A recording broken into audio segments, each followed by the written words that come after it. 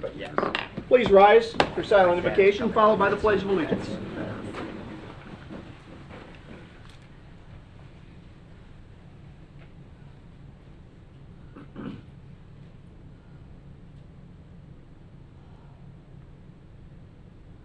Amen. Amen.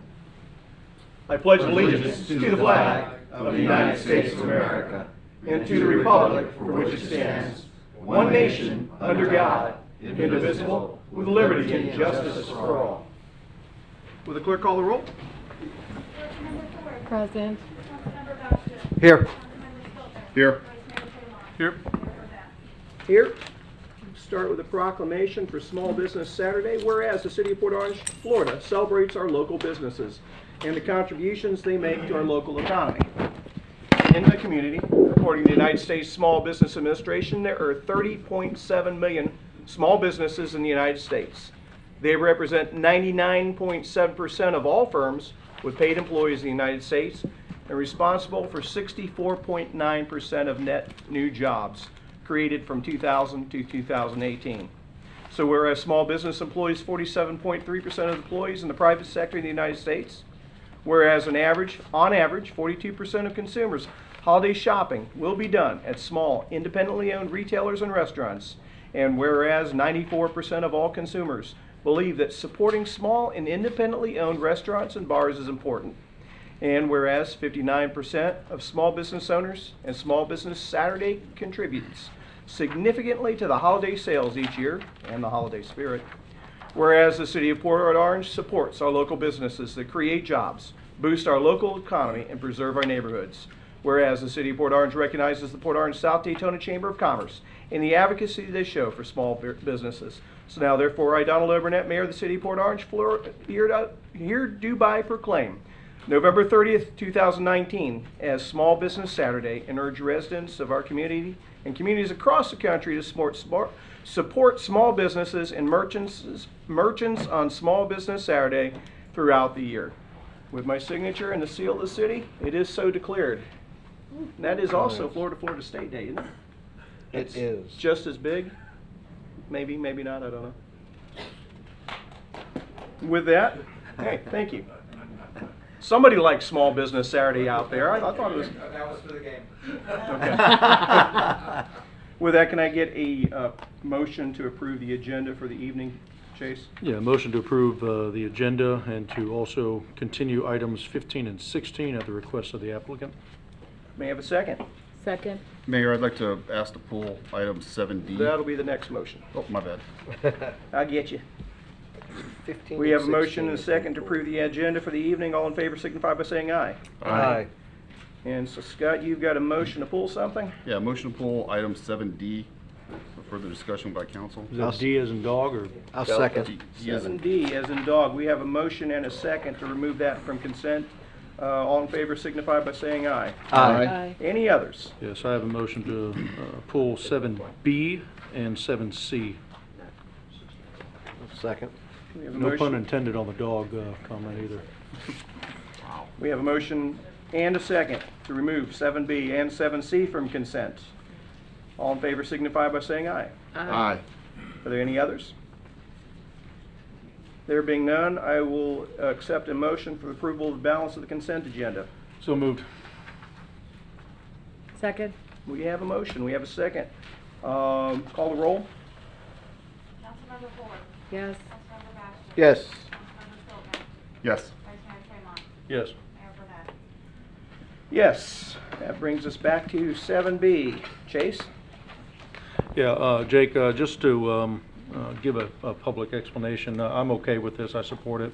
But I did notice that there was an average appraisal that was $10,000 below the sale price that we're purchasing this property at. Can you clarify as to why that is? Why the appraisal is lower than what Well- we're buying it at? Correct. Or why we're buying it at $10,000 more than appraised is what, so. Yes. And I understand this is, a perfect location for where we want to get, and it's a needed piece of land. I just wanted to have that public explanation if we could. So we're buying it at $10,000 above because that's the price that we negotiated before the appraisal was set. And the appraisal came in $10,000 lower. It's within the limits of what the city can purchase for. And we decided to stick with our negotiated value. And were we leasing property before with the previous hurricanes, or the developers were just letting us use it? I wouldn't say letting us use, but the current developer, the developer King's I think you can use the word. good Developer faith. King's Landing, yeah, definitely use the who's word here good faith. tonight, has been very gracious to us in the past 2 years for use of that unoccupied land, which as we know is Phase 1's being built, and Phase 1's going to be chatted about tonight. So we're obligated to go to a different place. We had Matt Jones and I had worked a few other options that were much more pricey. This situation came up. It's in a great location. It's residentially not in a place that's full. We have access from Bruner Road and access from the Gray property eventually, and it just kind of fell in our laps as a great opportunity. So we're willing to pay that price for it and use it as a DMS site. Obviously, when it's not a DMS site, we'll be able to use it for other temporary storage and things like that. We're just not going to build permanent on it because we're going to have to clear it out every time we have a hurricane.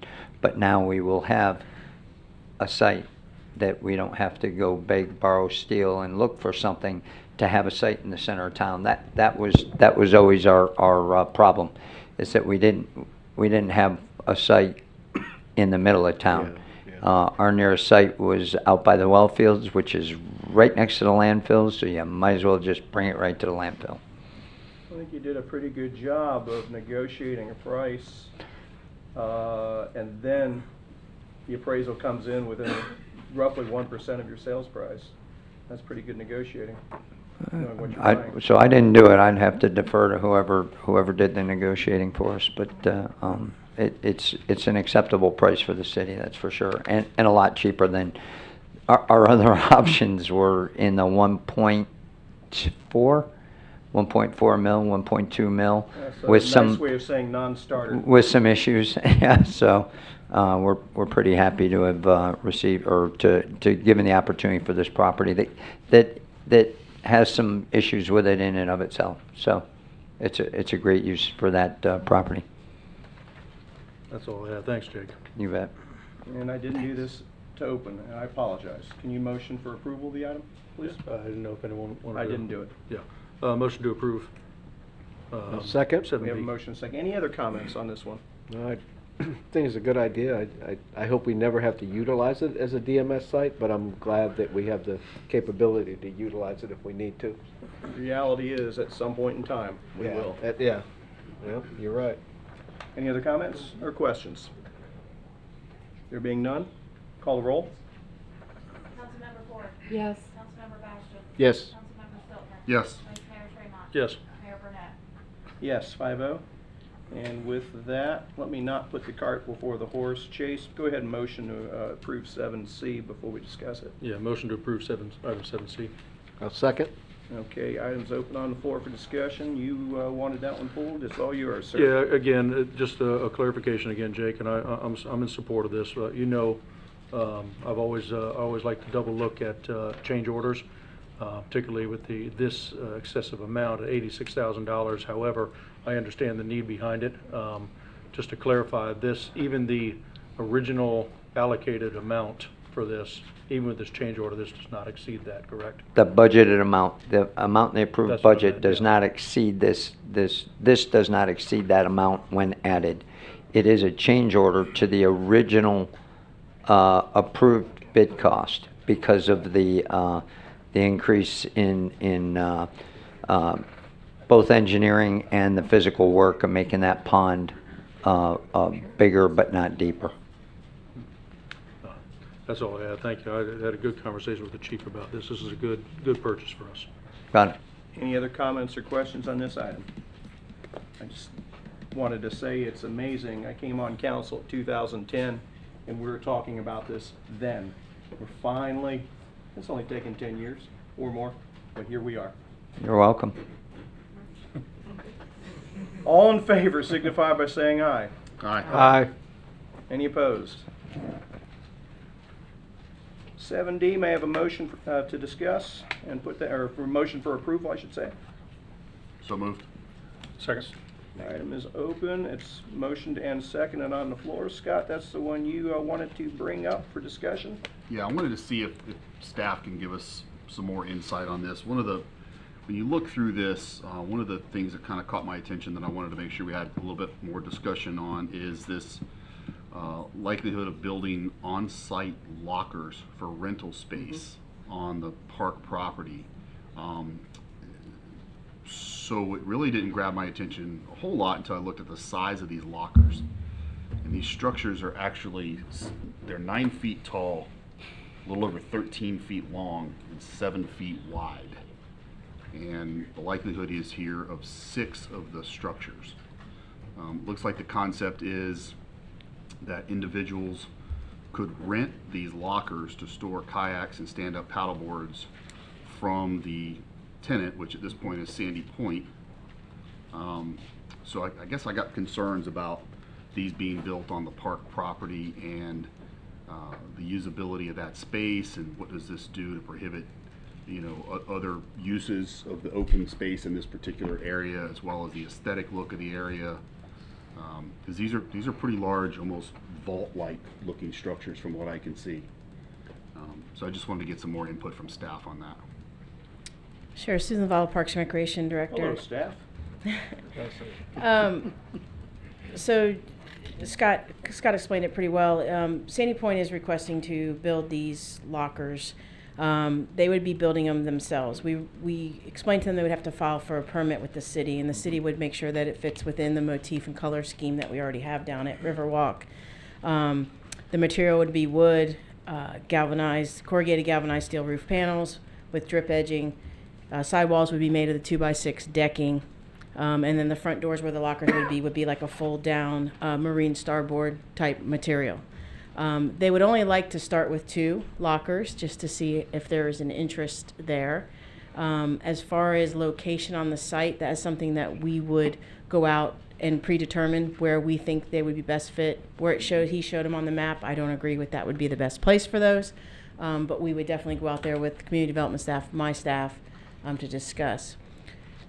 According to our license agreement, if any improvements they do make to the site does become property of the city of Port Orange when they do vacate or they're not renewed, or for whatever reason they're no longer there, and then that could either be operated by the city if we chose to, or the next tenant that we have come in and provide those services, then they would be able to use those for that purpose or to store their equipment or whatever they wish to do at that time.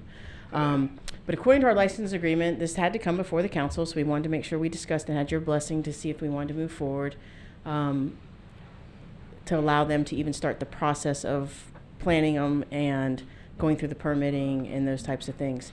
And they're still not probably 100% sure that it's cost effective, but they'd at least like to have the opportunity to explore that and look at the site for that. So before I let them go any further, I wanted to come before you all, make sure you all are on board before they did any more work or put any more money into this type of venture down there. So that's kind of where we are. I'll try and answer any other questions you might have. They're already storing things on site as is, That's correct. They store the rental on racks. on racks. That's correct. And they're open and they lock them to those racks that are there. Or if there's any other requirements you would like to see it be screened, you know, all those types of things we can discuss. What do we and get thought for on it? that. So they pay a license agreement to the city to be there, provide the services. That is something we could probably discuss with Matt and I based on what the council wants us to do for it. If there's any increase of lease that you would like us to look at to be able to use additional property than the license agreement has allowed for, we could definitely look at that Scott was pulling option. it for aesthetic concerns. I had concerns that we're basically being nice guys and, okay, at some point in time, we own it, but they're utilizing land there and we're not getting any immediate consideration, whether it be remunerated through dollars or otherwise. I'd like us to get something. I don't know whether there's something that we need in kind down there that they can provide, or, but if they're gonna be using some land down there in our Riverwalk district, personally, I'd like to see us get something back for it, and I'd like it to be part of the agreement. I can't Okay.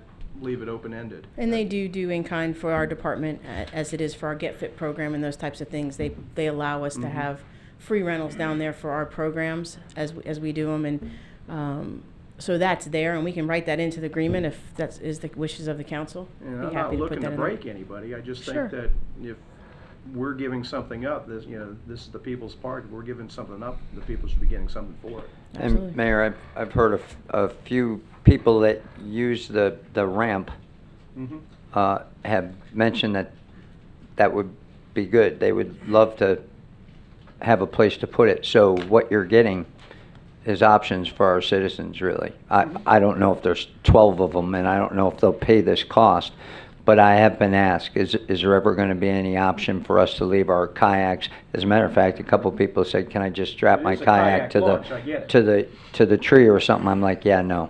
So I've had 4 or 5 people ask if ever they can store their personal stuff there. This is an opportunity, whether it's in the right cost range and everything is. But once they build it, and that's a sunk cost, maybe they'll start whittling around a little bit on the fees to see what works and what doesn't. But you're right, from a city perspective, in 20 years, we're going to get a beat up old kayak Which is thing responsible for maintaining in the meantime. that they'll have to maintain it If or they're take still- it down if it goes bad. But I see this as a possible. If you're looking at what does the city get, the citizens get an option to keep their kayaks down there, the ones that use it on a regular basis. And that was gonna be one of my other questions too. So would it only be Port Orange residents that would be able to rent these lockers, No, they so to couldn't. speak? Because what happens when it is something that folks wanna use and there's no lockers to rent by the Port Orange residents? Because they're being used up rented by. for profit. That's fine. Yeah, I don't know if we can. I don't know if we can dictate that. They were built with eco grants down there, so we probably have some. It's their private business. I don't know that we have. The attorney would probably speak better to that. No, the business, well, none of it's their property. Correct, but we don't dictate what their prices are to rent. Right, but what we're looking Or at who here they is, rent to. what we're Yeah. looking at here is giving them, and actually, looking at the rough numbers, we're giving them more than double the space they currently have with no additional charge and no stipulations as to how that benefits or doesn't benefit our residents. It's essentially what this is. So, I don't know that I feel real good about that at this point. Plus the size of these things, I just really having a hard time. I rode down there, tried to visualize this. This is going to look like a huge box coming out of the ground, is what this is going to look like. 9 feet tall, 13 feet long. I was Big. originally envisioning what 2 would look like, Yeah. and I think I could stomach 2, and I don't know. I think I'm not opposed to it. I just need a little bit more. I need something enumerated in the contract, what it is that we're getting. And like I said, it doesn't even have to be money. Just if they're saying that, if they're committing some in-kind things to our Parks and Rec department for our citizens, I'm good with that, just as long as our contract is that we're not giving something without getting something. To me, that's not a contract. Contract is offer, consideration. That's a contract to me. And then, Scott, I do have the same aesthetic concerns. Yeah. I trust that staff will find the best location for it. And I would think that they would not want to go out and build 6 of those right away until they know that they can fill 2 of them. I wouldn't think. That But would she make- did say they want to start with 2, I think. Yeah. That was, Mhm. wow. I struggle with the vision of the whole thing because we've spent a lot of time, council collectively, coming up with the vision, and it's really starting to look good. It's really starting to come I agree, but just- this is also a functioning kayak ramp, and I don't want to make it harder for it to function, because that's what it's for. Sure, and we built a facility to have a kayak launch facility.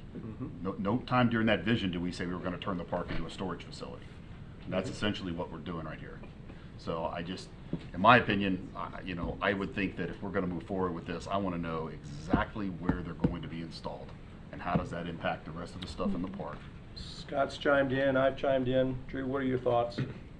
Yeah, I'm kind of thinking along the same lines that it's a bit boxy, and like the overlay, this photograph, that's just a proposed location or where they're kind of considering. That's not, I just, It's If in the it kayak. pleases. I kind of need to know. If it pleases the council, we can go back to the license party and ask them to provide a better schematic of what it would look like, maybe a color rendering, I Yeah, think that a would be site, helpful. what kind of screening they would require, where it's going to be, and then what kind of monetary concessions they would like to make back to the city to allow for, Monetary or otherwise. yeah. understood. And then we can bring that back to you. I at don't- Yeah, because I'm Further not ready time. to say no, but I'm not ready to say yes yet Understood. either, because I just need something a little more. Okay. I need more info. Chase, I agree with Drew. Marilyn? I don't have a problem with it. I'm sort of utilitarian on this one. I mean, it's a kayak launch, and we're providing the ability for users to store some of their kayaks there. Making I it do more think user-friendly. important points are raised about the quid pro quo for the city, as well as what it might look like.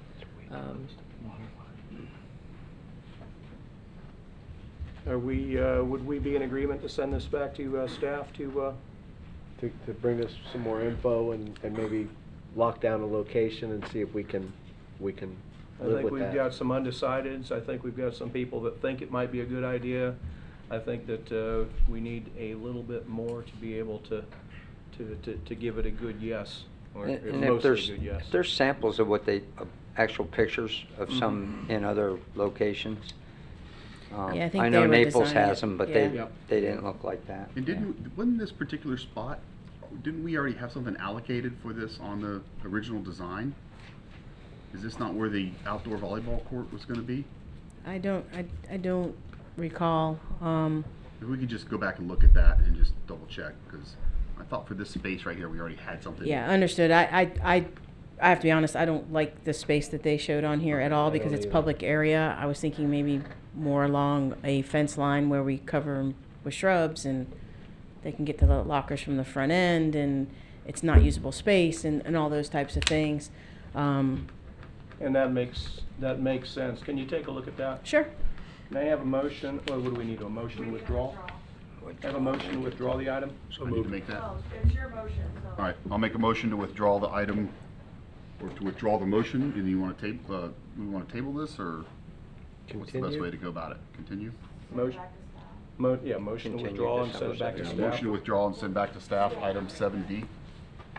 Chase, I Just think return to staff. you need to second it. We have a motion to withdraw and send it back to staff for further review. We have a second. All in favor signify by saying aye. Aye. Aye. Perfect.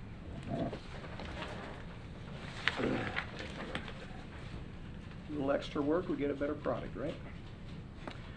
Item 10, Citizen Advisory Committee for the TPO. Mr. Bobby Ball. Good evening. Bobby Ball with the CAC for the TPO. I spent half the day at the TPO today because there was a couple different meetings. The first was the LRTP subcommittee meeting in which they went over some of their new information and objectives and goals and things like that, which is the beginning of the year-long process of updating the 2045 plan. So that was really nothing to really share other than the fact that we were there. We also had our TPO meeting, the CAC. We talked about the 5-year planning program. We also talked a little bit about the updating the UPWP, which is the 2-year work program. That's really the direction that we give staff, and that sets up staff's procedures and policies for moving forward. You know, their goals and objectives to actually implement the TPO program. So I also volunteered to be on the subcommittee for that.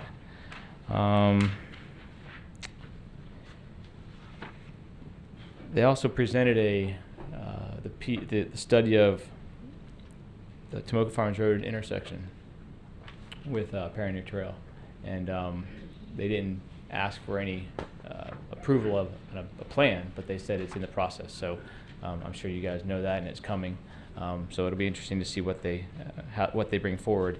There was talk about costs, and the signal was, I'm going to get it wrong, but 1.8 million, I think, and the roundabout was 2.9 or something like that. So they're coming up with different options and ideas with and without right-of-way takings of different properties around the intersection. So, and then Taylor Road, the county is dusting off their plans, even though the 1 cent sales tax did not pass. The county is dusting off the plans to widen Taylor west of the Westport area.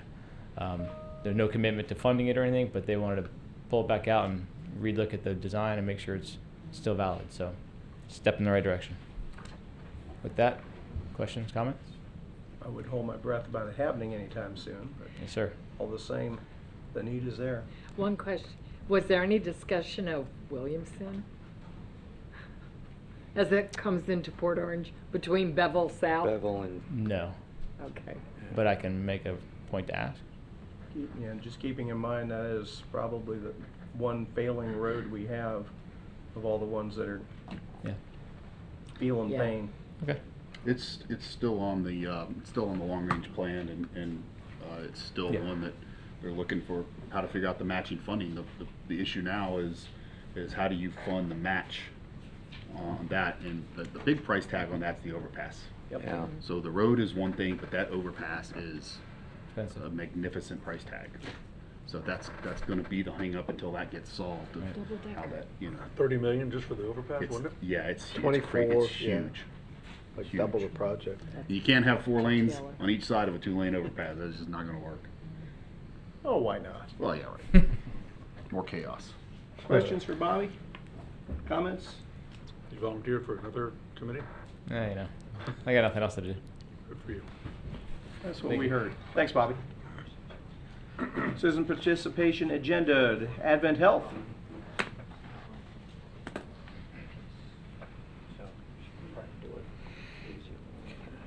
Good evening, Council. David Weiss, Chief Operating Officer at Advent Health Daytona Beach. All right.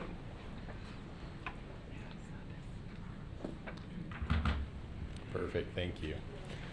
So I want to just walk you through a little bit about our freestanding emergency department that's planned here in the city of Port Orange. And we'll just walk you through that project here for a few moments. So this is an artist rendering of what the emergency department will look like when it's complete. There on the corner of Williamson and Taylor Road. This will be a full scope, full service emergency department, not an urgent care. So it will deal with the full continuum of emergency injuries and issues with full on-site imaging, as well as a helipad that will allow patients to be taken from that center to a higher level of care as needed. As we look at Port Orange in particular, it really is and in this location, we're looking at an access point between our Advent Health Daytona Beach facility as well as our New Smyrna location. Over the last few years, we've seen an increasing number of Port Orange residents seeking Advent Health care.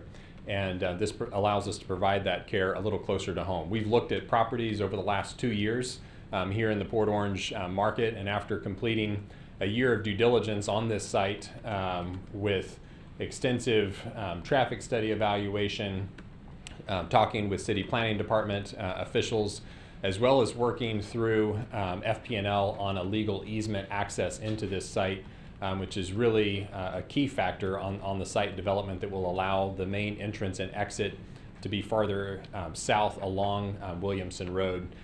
We purchased the site the end of August of this year. As many of you are aware, it is a brownfield remediation site.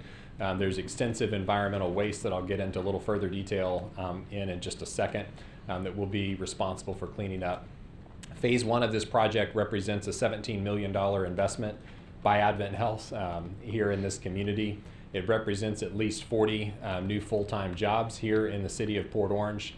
We're also in the planning phases of the second building on this site, the medical office building, that we're going through some additional traffic study workup as well as planning and evaluation.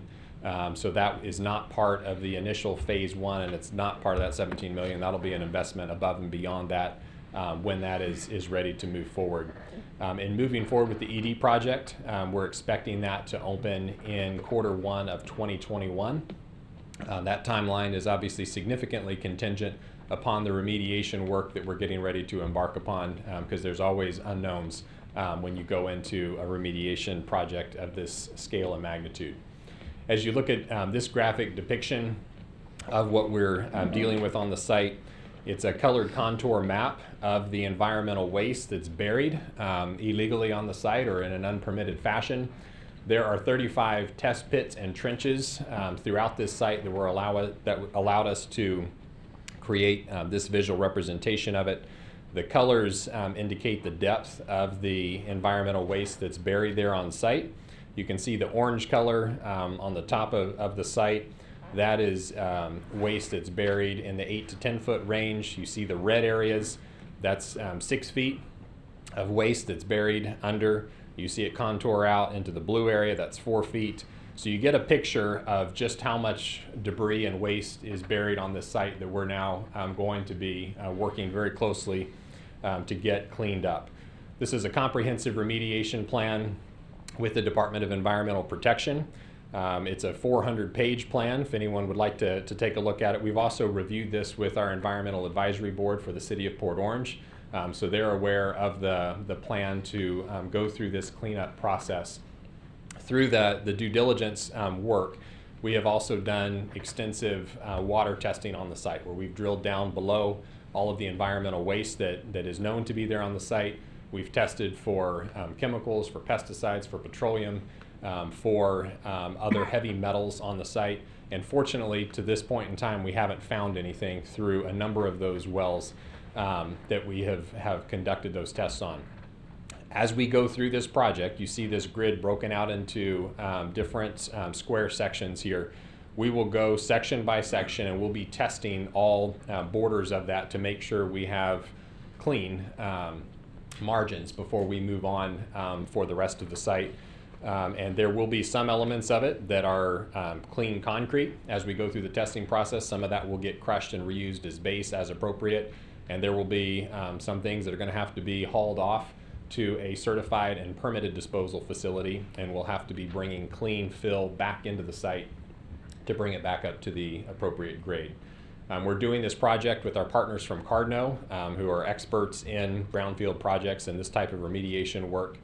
And Advent Health's investment here in the city just to clean this site up is $1 to $2 million in just environmental waste cleanup before we can even get on to the building project.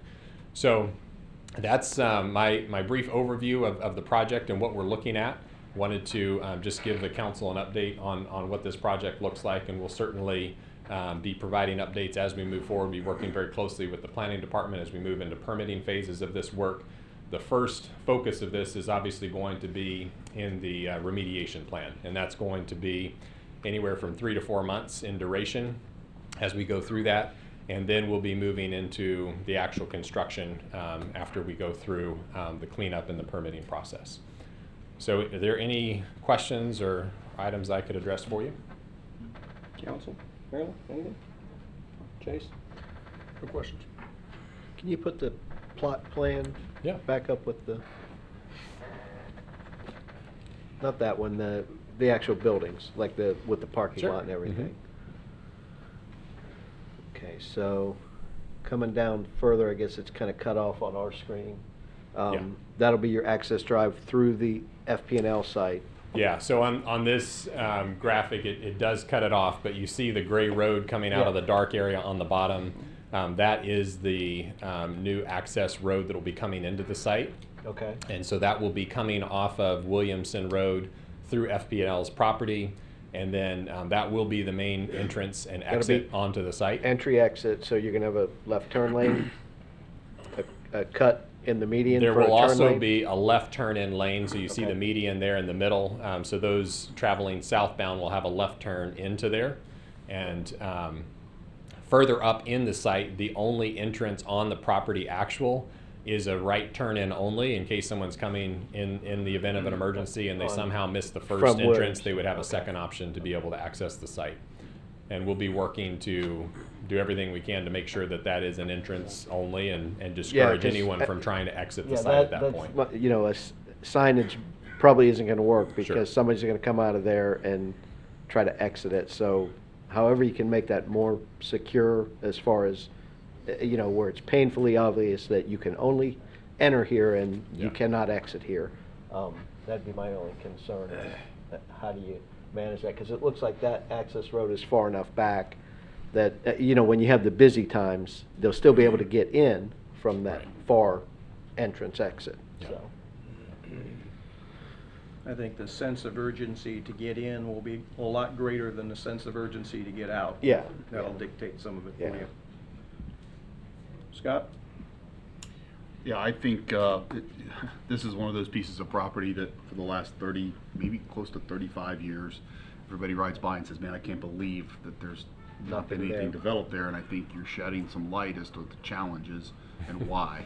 That's the why. And, yeah, for sure, no doubt. And for those that have lived here as long as I have, you remember what used to be there and you know why it's Truck not there stop. anymore. Yep. Yeah. Yeah. There's an old truck stop there for a long, long time, and it was actually a pretty busy truck stop facility. But times change, and that property has got some hurdles and some issues yet. It's an incredibly valuable piece of property sitting in an area that intersects a lot of arteries in the region of the county.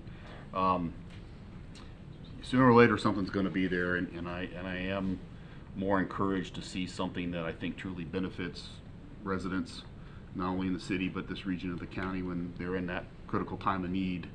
That you know, there's going to be a facility closer on the west side of the area that they can get to, because I know that when that stuff happens, minutes seem like hours to folks when they're in that kind of need, and so having something close to that, you know, the west side of the city and that region of the county will be beneficial for sure.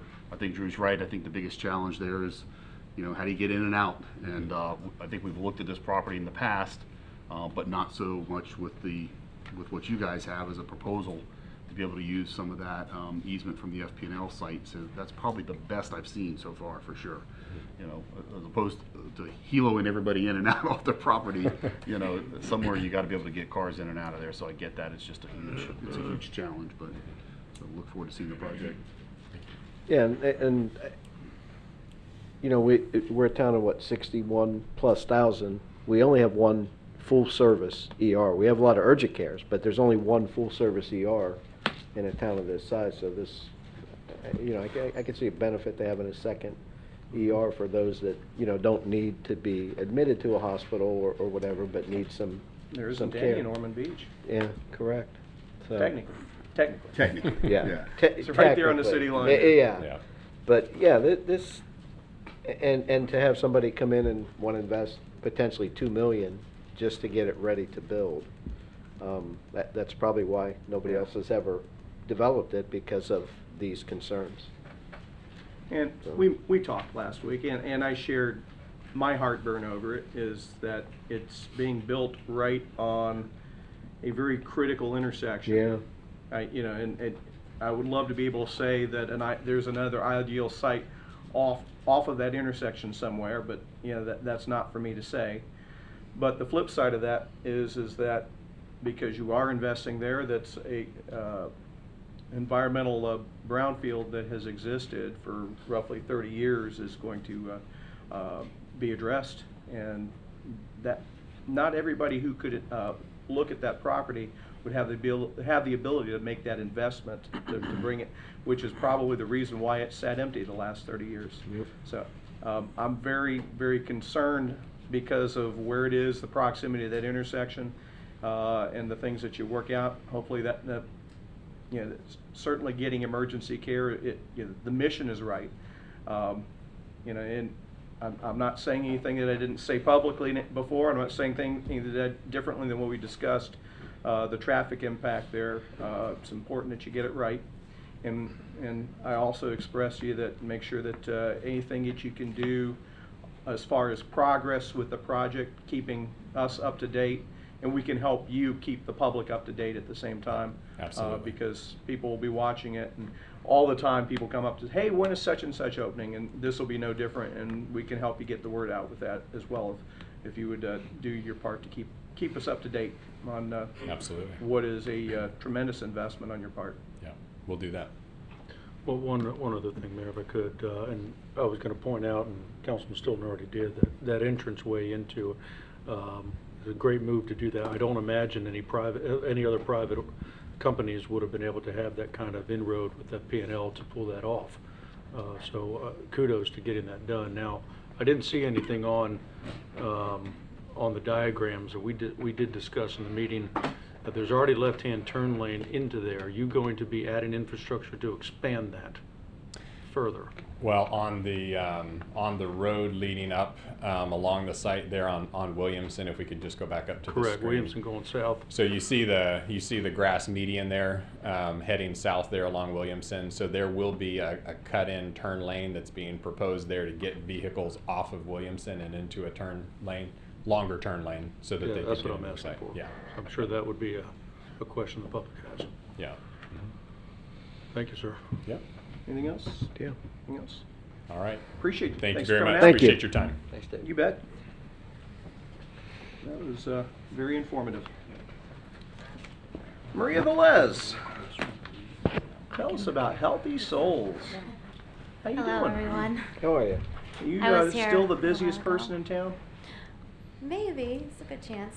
Pretty busy. All right. First, could we Tell us who you correct are my and- last name because it is Davila, and I'm the founder of Healthy Souls International. I don't know how Velez got on there, but that was a long time ago. There you go. You are on the record. Okay. Well, Healthy Souls International is a relief program that I had started to deliver supplies in the hands of those who need it, and also promote awareness within our community for disaster relief. And I see it as an opportunity to strengthen communities by bringing people out, getting them trained, showing them how they can work together. Our mission is to be the hands and feet, bringing hope, aid, and awareness to people here at home and around the world, especially to those who are undergoing pain, hardship, suffering from any type of major disaster, emergency, or hazardous conditions.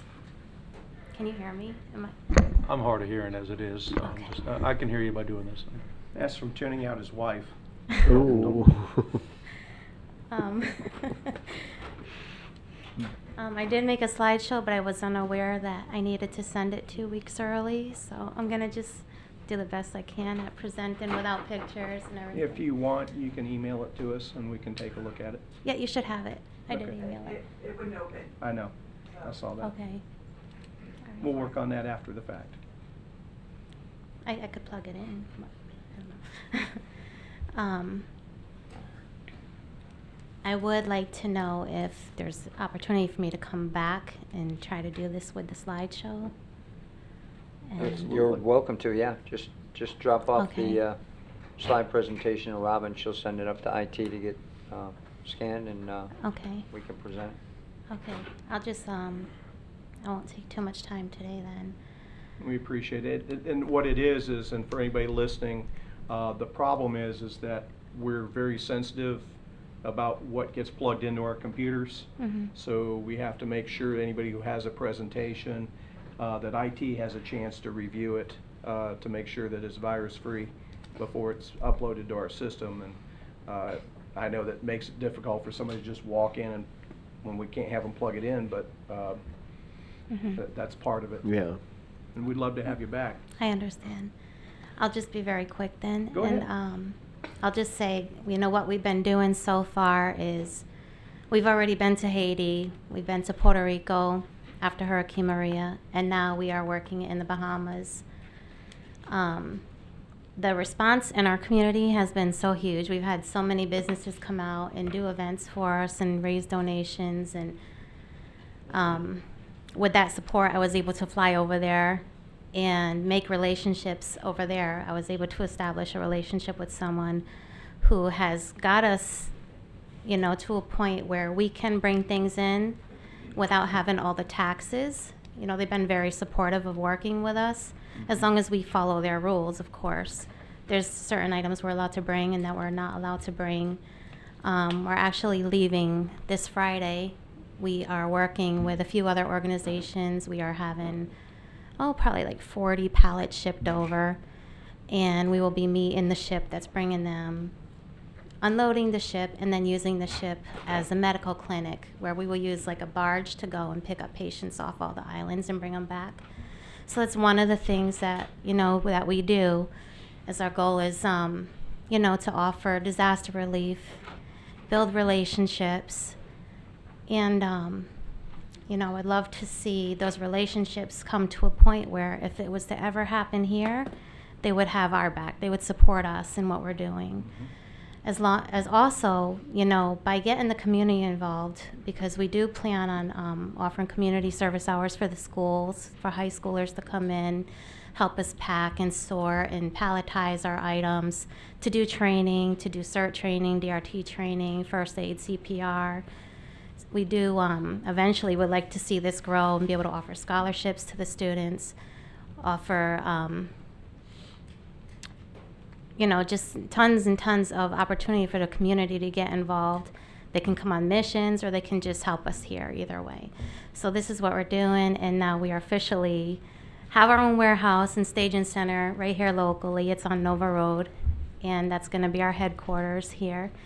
So I wanted to just share that. And December 15th, we're going to have an open house. So we just wanted, I was hoping I could invite all of you guys to come and help us collect donations, you know, just to show the community, you know, how important that this is, because we'll be collecting airbeds and toys to bring down in December. Give us time on that. Yes, 5 to 7. And we will also have an artist, John Tibbs, coming to visit, and he'll be doing a little concert for us. Yeah. So it'll be a lot of fun. Cocoa, coffee, and cookies, and everyone can come and support the Bahamas. Nice. And then that week we'll be delivering all the toys and airbeds to families in Freeport right before Christmas. And of course, you're all over Facebook. Tell people what your Facebook page is so they can find you. Healthy Souls International is our Facebook page, and we also have a web page, Healthy Souls International, that you can get more information. All right. Mayor, quickly. Maria, just let me ask you a quick question. It shows on our agenda that you were going to propose a concert. Was that from last time? Yes. No. Just we still. so if Yeah. if you want to and you're coming back, Mhm. the best way to do that is to hook up with Susan Lavallo and her Parks and Rec staff. We will have everything loaded up, ready to go. You can come and talk to us about what it's about. The There's a Mhm. fee structure. It can all be included in there instead of asking and then going back and then Mhm. having it come up. We can do it all at once, make sure the dates and all that work, and Mhm. you can come up and explain what's going on, and it'll save you a lot of time. Yeah.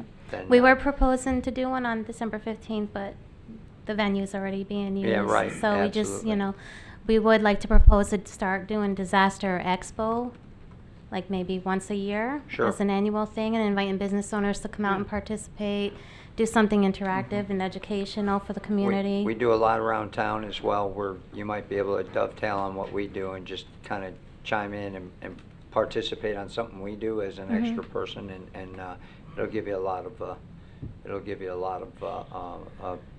Exposure. foot traffic and exposure that you might not get otherwise. Absolutely. So yeah, just meet up with you, and you've already done that once, so you know, Mhm. kind of know how to do it. Sunday, December 15th, 5 to 7 is your open house. Yes. Okay, I will Beautiful. see you there. Wonderful. 2330 South Nova Road. At the It's warehouse. Unit 9.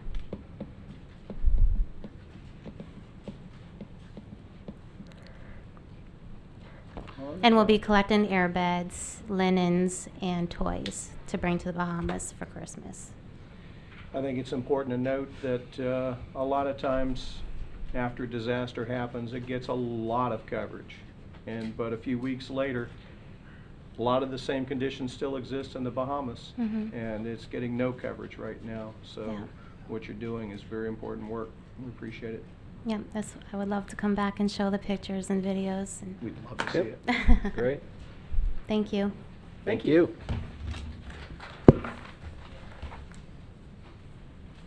Meadows. Hey, everybody. Hey, How's it Elliot. going? Pretty good, pretty good. My All name's right. Elliot Meadows, local builder here in town. Apologize for wasting your guys' time with this matter. Built a few houses in 2018. 10 of them were on one street, 7 on another street. I built a fence, started to build one right between the back of them, thinking, my fault of course, thinking that we had a permit. We permitted the houses, but my assistant and the superintendent, obviously I didn't check them, it's my fault, but they didn't actually turn in the fence permits. So I told the fence guy, hey, go ahead, put up the fence, it's ready. We started it, materials delivered, and somebody says, hey, you don't have a permit. So I go down the next day, we filed the permit, but in the process, they hit us with a $500 fine for putting up the 2, or I guess it was more like 8 posts and 2 panels. So I'm here to beg for forgiveness and ask if I can please have the $500 back. Promise it'll never happen again.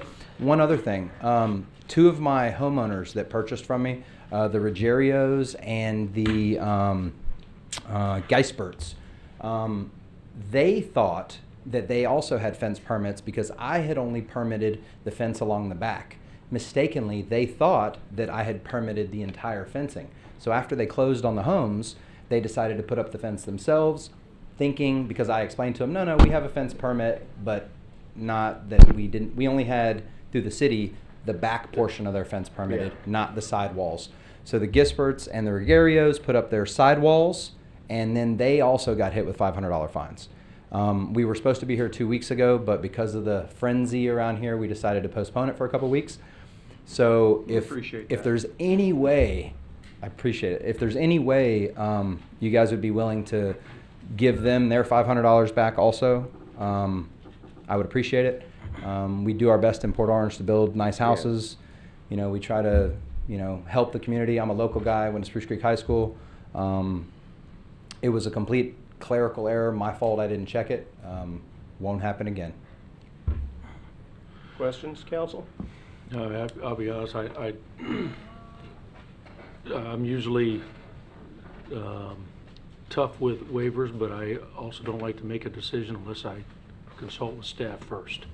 That's what, have you gone that route to go through that process, or is this the first time coming here? No, I talked with Al and the staff. Their protocol currently is, listen, if you build without a permit, you get the $500 fine, and in order to have that relinquished, you have to come in front of city council. There's nothing that staff will do for those fines. Staff doesn't have that leeway.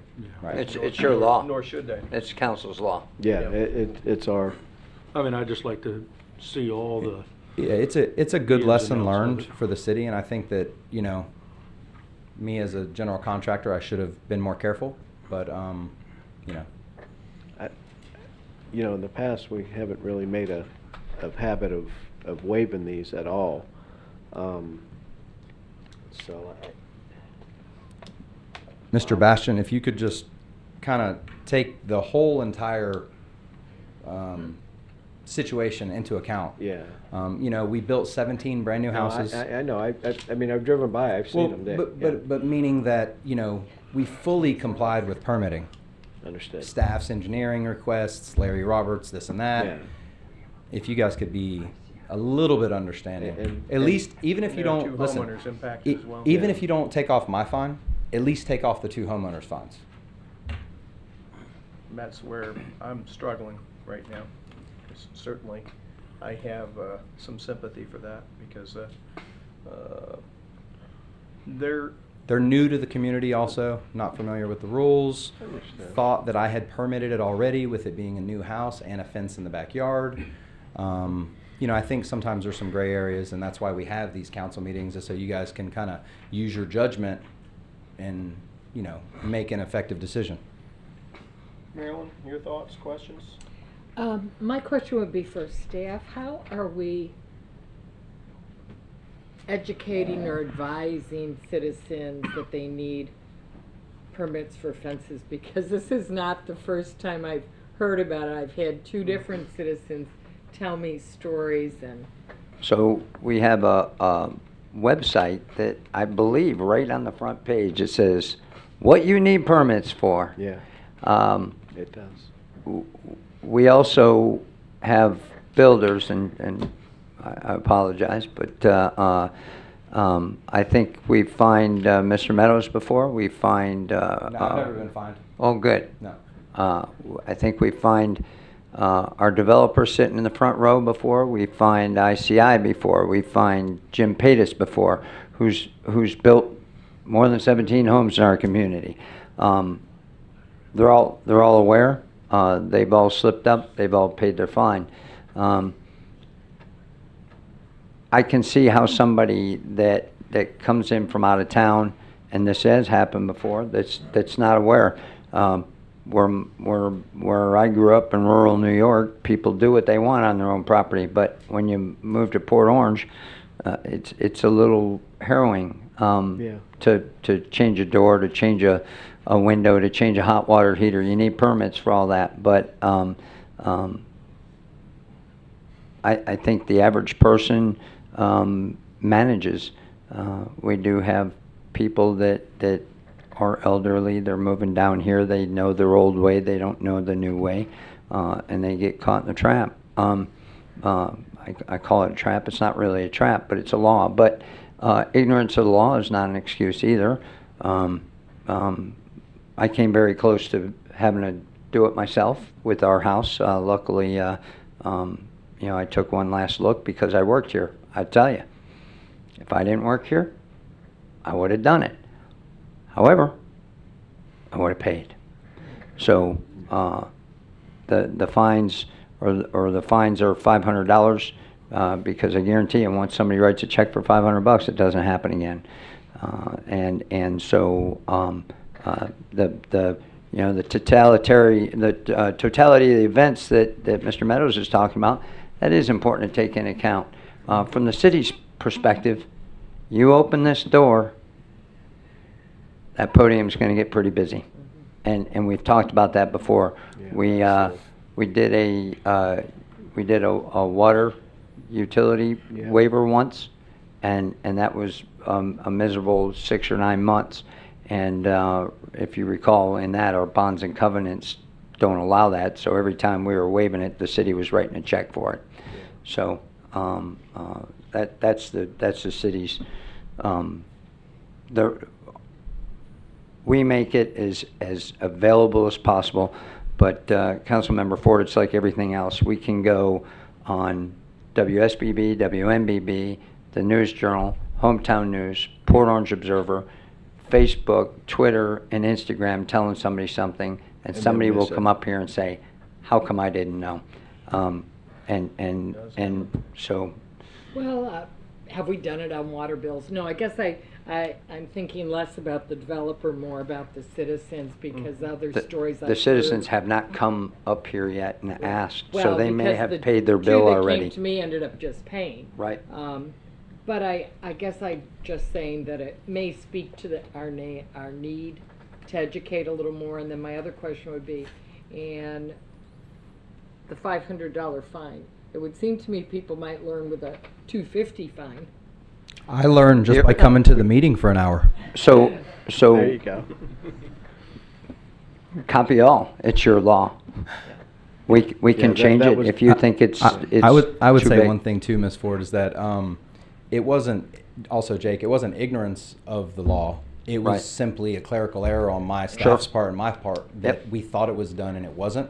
Right. So As, I don't as know. part of the whole permit I mean, package, because you paid for a bunch of other permits as well. I did pay $170,000 to the city of Port Orange in 2018 For- for those impact fees. Yeah. So, I mean, it's not like I'm not trying to pay the city.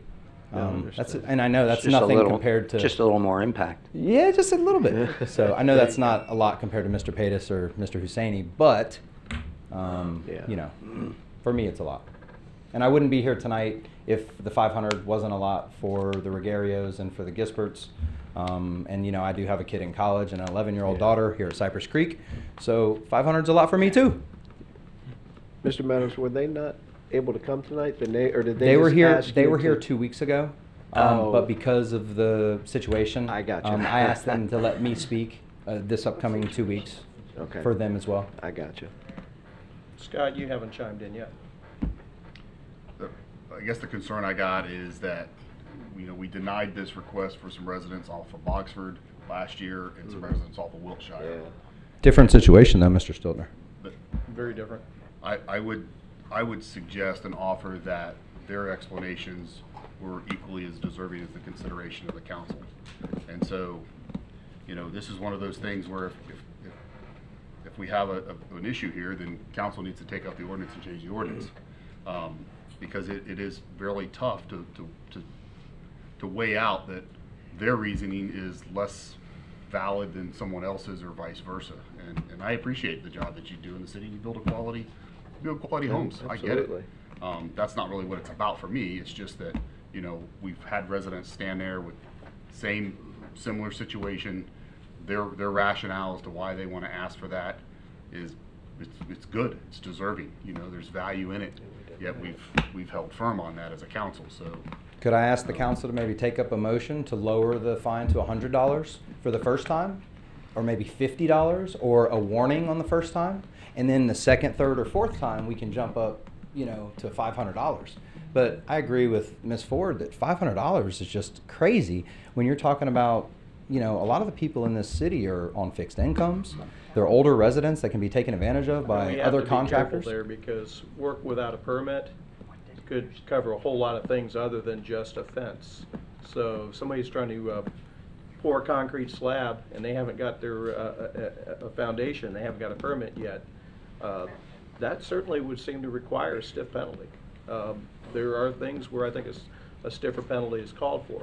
I also think that the reason why we don't give staff the leniency and the ability to be lenient is that if we allow them to make those judgment calls, they'll be so busy it's not even funny with everything other than just doing their job. So I agree that we need to have punitive measures when somebody's not working without a permit, but I also think that we need to, and I am going to ask for a motion. That's going to be up to council, whatever action they want to do. But I do think that it is up to us to use our human judgment and how we exercise that. I do think that honestly, I think how I would address you would be very different from how I'd address a homeowner for the same thing. The law is the law, but I would expect your level of performance, your level of expertise, that you would know better. And so when you tell me it was clerical in nature, I tend to believe it was clerical in nature. I doubt that you were thumbing your nose at us. You never, I don't, Yeah. at least in You're my right. experience, you would never do that. Correct. Because I do know you know. I Right. do know that you know better. Well, and as soon as it was brought to our attention, before the actual fence panel was actually up, all we had up was the posts. And it was brought to our attention that, hey, you don't have a permit. Literally that day, we applied for all the permits. So it wasn't like we, like you said, thumbed our nose at anybody. But I understand what you're saying about a precedent. But you guys have leeway. So fine me, because I'm the general contractor. I'll eat it. But the two clients of mine, I think we should definitely, they're both from out of state, you know, both young couples. I mean, me personally, if you guys can't make that kind of a decision, why are we even here? Honestly, I mean, we're making decisions on $20 million deals, but we don't have the authority to make a decision for a homeowner for $1,000. Right. I don't know, guys. I'd like to make a motion. I'd love for you to make a It's going to motion. have three parts to it. I move that we deny the request for the contractor to Get a free $500. refund. Yeah. Part two, I move that we agree to a refund for his two clients for the circumstances he just delineated. And part three, I move that we ask community development and legal to look at our current process and fees. Fine structure and make some recommendations. That's correct. So I have three motions. One is to Or three parts to the motion, Okay. So we A, have- B, and C. Quick question. If you do that in one motion with three parts, that's one vote on all three of those. Just want you to know that. I understand that. Okay, just because I'm willing you got to make accept it the as risk. 3 if you think it's easier. Have a question. No, I'd rather you not, but just letting you know that there is some risk with that. Marilyn, are you proposing a full refund or a partial penalty and a refund of the rest, or I'm saying full refund for the 2 homeowners. for the clients? Yeah, for Okay. the 2 When- clients, none for the, None for him. Without them coming. So if they've already paid, we're refunding. yeah. Okay. All right, got it. Okay. I'll make They- it 3 motions then. I second. You raise a very good point. So I recommend if they want to come in I and agree. ask, That- then you all entertain it. Yes, So- that's, yeah, So let's I make have it 3. 3 separate motions. So the first is we deny Deny the request. the request for a refund. The second motion is in Is regards that- to, Do we have to make a The other motion? 2 will need to appear before us if they're seeking a refund. We'll They find have out to? who those folks are and contact them so we and won't give need a them the motion for offer. the second one. No. We'll bring them in and deal with it But I at that wanted point to in make time. a comment about the second part of that, which is why I included it in my motion. Okay. Right. Um, So I need a second to that motion. Parliamentary inquiry. Hold on, I just want to make Yeah, sure. that's right, I can't I want say to anything. clarify the motions before we get a second, and then I'll get to you. First, you've made 3 motions. One is the denial. That's correct. The second is, I guess we could say it's not really a motion, we've requested staff to contact the individuals No, to come the in. staff doesn't need to. The contractor can tell them what transpired here today. So Yeah, we're- And if they're interested, they can come before us. Okay, so Do- we don't necessarily need to Right. vote on that. Do they have to come before you again? Can, They can I- haven't can we yet. just- Well, I told them not to come tonight so that I could speak for all of us. So Which we could is have- why we're entertaining that they come before us and we're not Yeah, they, I saying was hoping no we go. didn't have to waste any more of their time. They're gonna have to. yeah, they're gonna have to But come I- make- I For think that- $500, yeah. I bet you I think it's they'll worth come. $500, and I agree. I understand where you're coming from. For something that's but- my fault, I hate to have them, spend another hour and a half. But 500 is 500. That's fine, guys. Thank you. So the second part of your motion is to, We don't need to deal Okay. with. and then the third motion is to request, Community staff. so there's to a first and consider. third motion, I Yeah. guess, there's no second. Right. Is to request staff to review our fines, fine structure and make some recommendations. That's not something that's been done in a while, so it's probably appropriate. May I have a second? Well, a parliamentary inquiry before, Okay, go for a ahead. second. I appreciated Councilwoman Ford's motions. My question was if I wanted to make a separate motion to reduce the contractor's fine, because I'm of the opinion that our fines are excessive. Does that can that be, I'll does that entertain- have to be afterwards, Marilyn or can can I put amend. that on the floor? Well, there's a motion on the floor to deny currently, but I would entertain that after the fact. So if you want to Okay. reduce it, you'll vote against my motion. Right. You could have more than one motion on the floor. That's- Well, I guess we really do right now. Oh, actually, you You could. could have Was, more. I meant, was Then let's Marilyn give her, let's seconded? offer Ms. Ford a, You can. let's offer Ms. Ford a second first before I'll make my Okay, motion then. may I have a motion to the, a second to the 2 motions that Marilyn made? I don't want to approve both of them. Well, you're gonna vote on all of them, it's a motion. She's put it on the floor. May I have a second to both those motions, please? It can die. So we're gonna, both those motions, Well, I Die want, for lack of a I want to second. offer, I want to offer a second to. well, that's what I'm for asking staff for. to- Sounds like you guys don't want me to pay the fine, I guess. But I'm not Don't offering talk a us out second of it. for Okay, the both, the first one, but I do want to offer a second for the second. okay, so I do have a second to the motion in regards to requesting staff to review our fine structure and report back. Yes, yes, So that's the only second on the floor. correct. Yep. Okay. Any other motions to be made? Motion to reduce Mr. Meadows' fine from 500 to 250. I'll second that. We have a motion and a second. Last chance. Any other motions or seconds to the original motion? So we have 2 motions on the floor. We'll deal with those one at a time. First, in regards to a request of staff to review our fine structure. Any other comments? There being none, call the roll. Councilmember Ford. Yes. Councilmember Bastian. Yes. Councilmember Stiltner. Yes. Vice Mayor Tremont. Yes. Mayor Burnett. Yes. Thank you, guys. And we have a motion on the floor in regards to Mr. Meadows reducing his fine to $250. It has been properly seconded. Any other comments, questions? This is the hard part, because this is where we have held the line before. I'll speak in favor of the motion. I wasn't on council before, so I don't have anything to retract. The other thing is, I'm reminded, I think it was Shakespeare who said, foolish consistency is the hobgoblin of little minds, which is to say, just because we did something last time or in the past doesn't mean that based on new considerations, and it can be as simple as time, place, and circumstance in our reading of it, we choose to change things.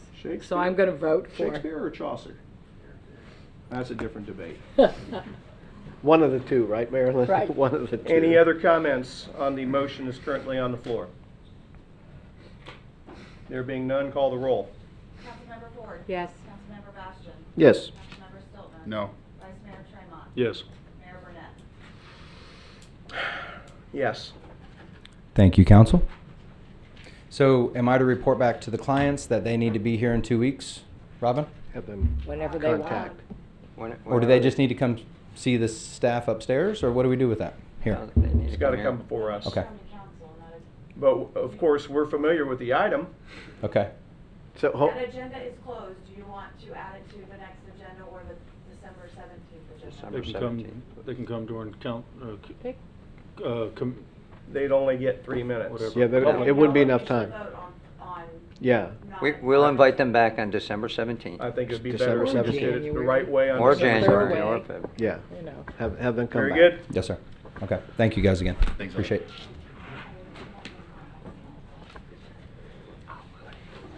Citizen participation, non-agenda. Do I have any, Robin?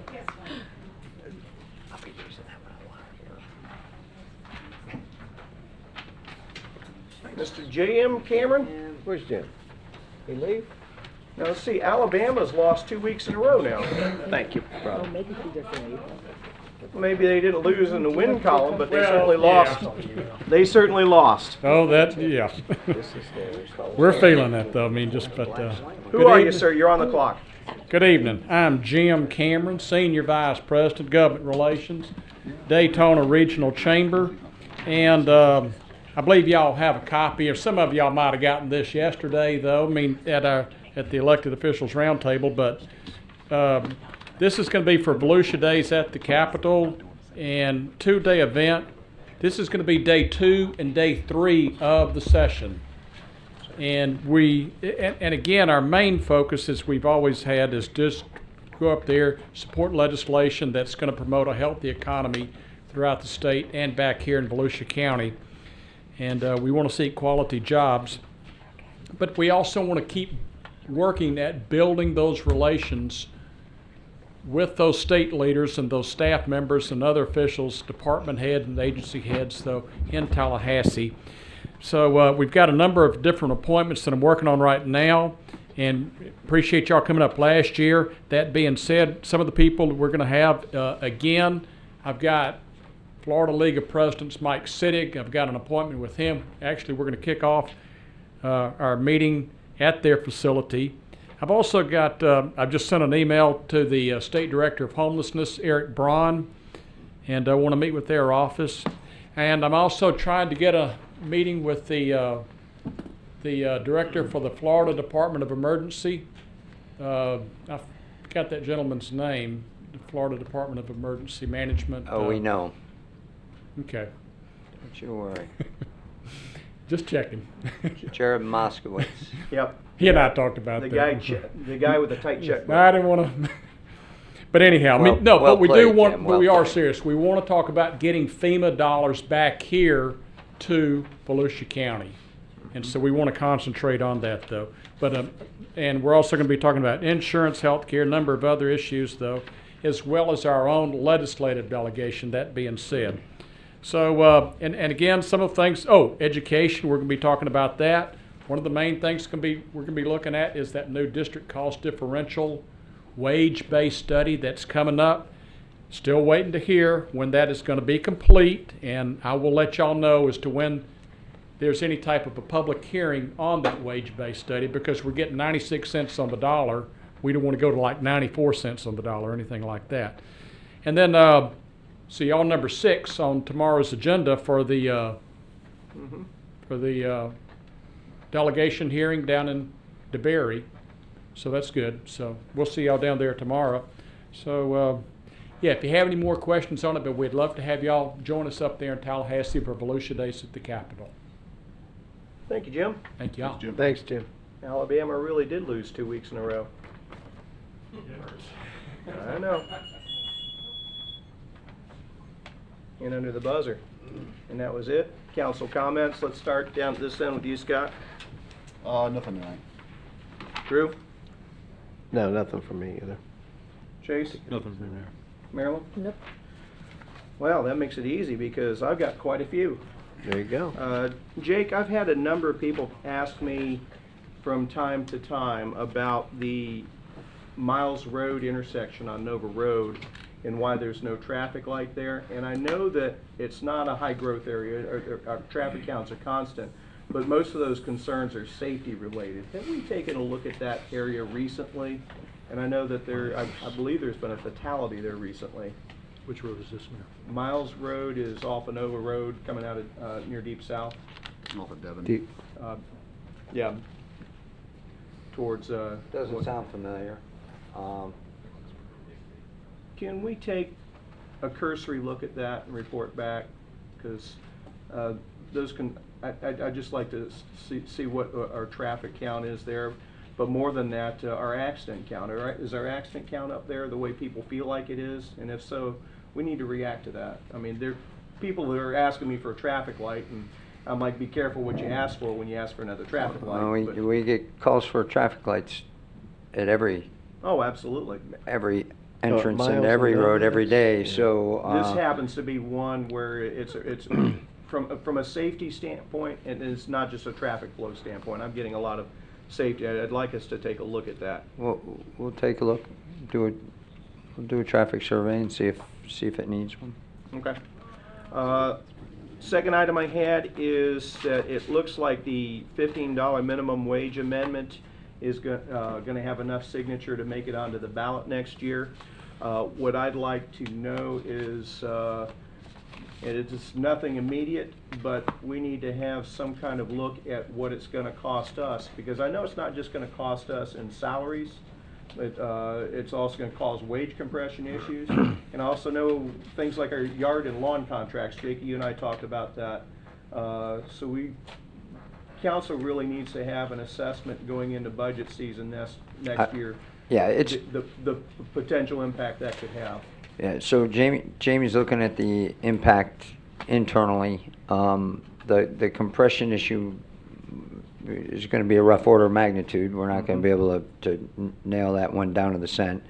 But all contracts will be affected by a $15 minimum wage. Obviously, everybody we hire has a couple minimum wage employees at least, and so we can imagine that'll go up measurably, especially as you had mentioned in those two big contracts. One of them's mowing, one of them's waste, solid waste.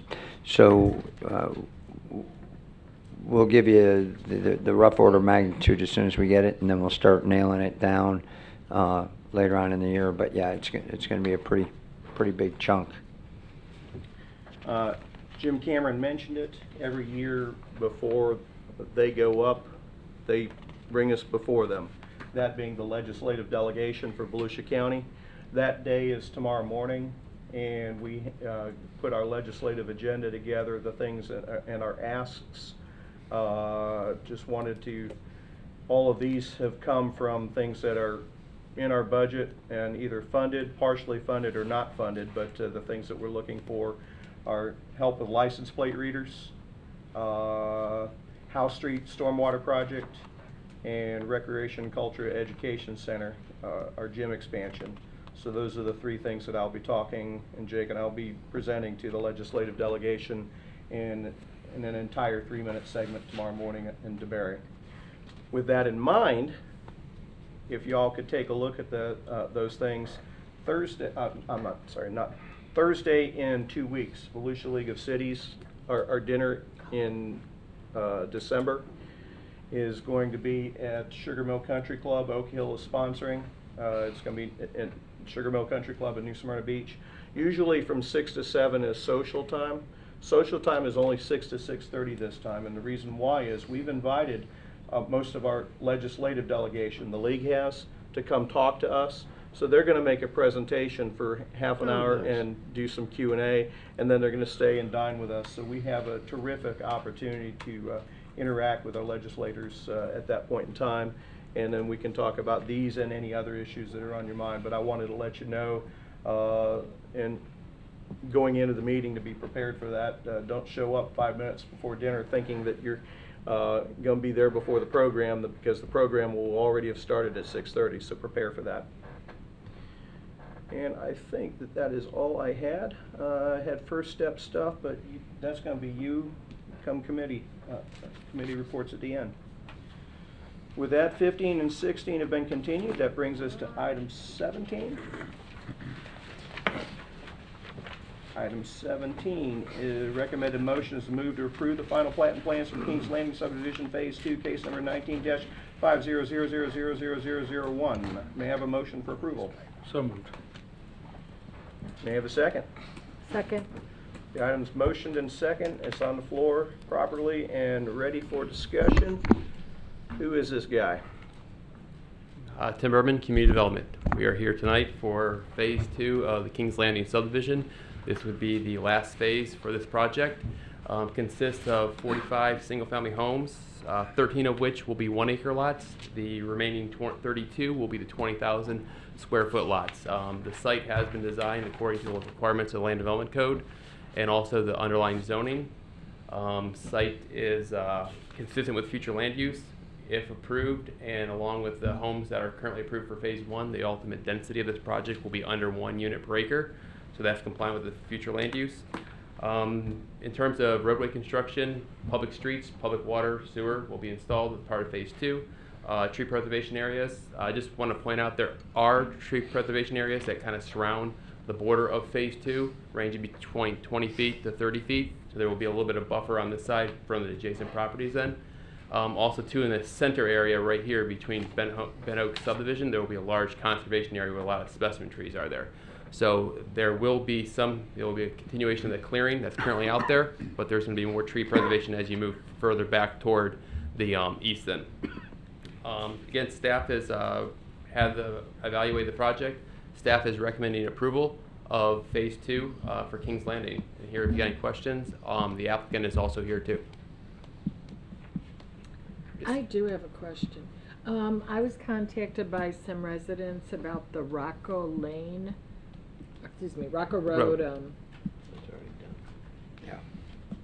connection, and I thought in some prior discussions I had heard that there was discussion about eliminating that egress and entry and access between the two parts because the 3 other points were sufficient. Correct. There is actually a variance that's still out there that went to Planning Commission, and when the applicant is ready, that can move forward to City Council here. Okay. Rocco Road is in Phase 1, so Okay. if they wanted to bring that forward to Council then for that discussion, that could happen. That would be up to the applicant. We can let them discuss that then. So what we do here today doesn't affect Impact that at all then. Okay. What that would do though, it would essentially create the overall subdivision then.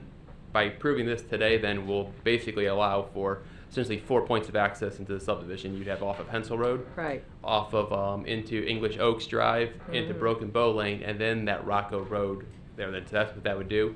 Then if they brought that variance forward to council, then it would have to be council to decide whether to eliminate that or not. Okay, so that can come back later. I Correct. just wanted to be clear on that. Okay. That was exactly what I was going to bring up as well, Rocco Road. To my understanding that the Planning Commission declined that, but that. Correct. Planning Commission denied that request, but since But they can still bring it back forward, because I would But- like that to stay yeah. closed. Since that's a subdivision variance, that requires recommendation by planning commission, and then ultimately city council recommends either approval or denial of that then. So the end process with that application is before council. Okay. And I appreciated that they worked with us and closed Forest Troll a while back. And beggars can't be choosers. I also would love to know why we couldn't add English Oaks to that as well. I'm just not I understand the need for it. I hate this connectivity. I think it impales the integrity of neighborhoods. To be secluded and quit being so opened up through traffic from multiple neighborhoods. I'm just personally not a fan of it. Is there a reason why English Oaks could not be? Why couldn't you have two access points here on Hensel Road and Broken Bow? Broken Bow seemed to be the obvious place where a fire truck emergency vehicle would come through because of the fire station out there by All Children's Park. Do we need the English Oaks as well? Yes. Yeah, basically in terms of complying with code, also English Oaks provides another access point to get basically traffic out onto Taylor Road, utilizing Devon Street, the intersection there. We have a traffic light there. So in terms of traffic movement out of the subdivision, it helps direct traffic toward lighted intersections to get on and off of Taylor Road. When I see that, I just, creating more traffic into that neighborhood, particularly down there, Devon Street and Devonwood. It's always a I mixed just- bag because the I hate traffic's seeing gonna that. go somewhere. Yeah. You could back it all up on the Hensel. Not But I appreciate at least the dialogue with Rocker Road. Thank you. I'm glad Councilman Ford brought that up as well. That's all I had though. True. I don't have anything on this one. Scott, I'd hash on this No, I don't for a have anything. while. do we want to bring the developer's representative up here to give him a chance to get a 6-minute increment in? You are so good to me. Follow like I see it.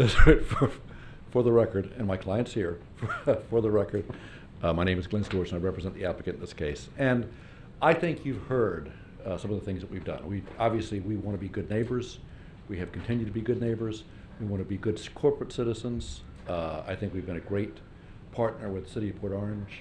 Yep. As you've heard, we will continue to do that and work with you together. And it is interesting, this discussion you're hearing tonight, because that is the only concern we've heard from our neighbors as far as the traffic flow, how this will affect their neighborhoods. And so we are looking at some options. I mean, I think we need to. So one of those options, like I say, is Rocco Road. That is actually potentially coming up because that was brought to us by the Rocco Road neighbors asking us to look at that. And so To that open it or to close it? Close it. Okay. To not have it connected. And we're seeing the same thing. It's funny you say English Oaks because we're seeing the same thing with English Oaks. I don't know, but the problem is you can't just close these things. You'd have to look at some other option.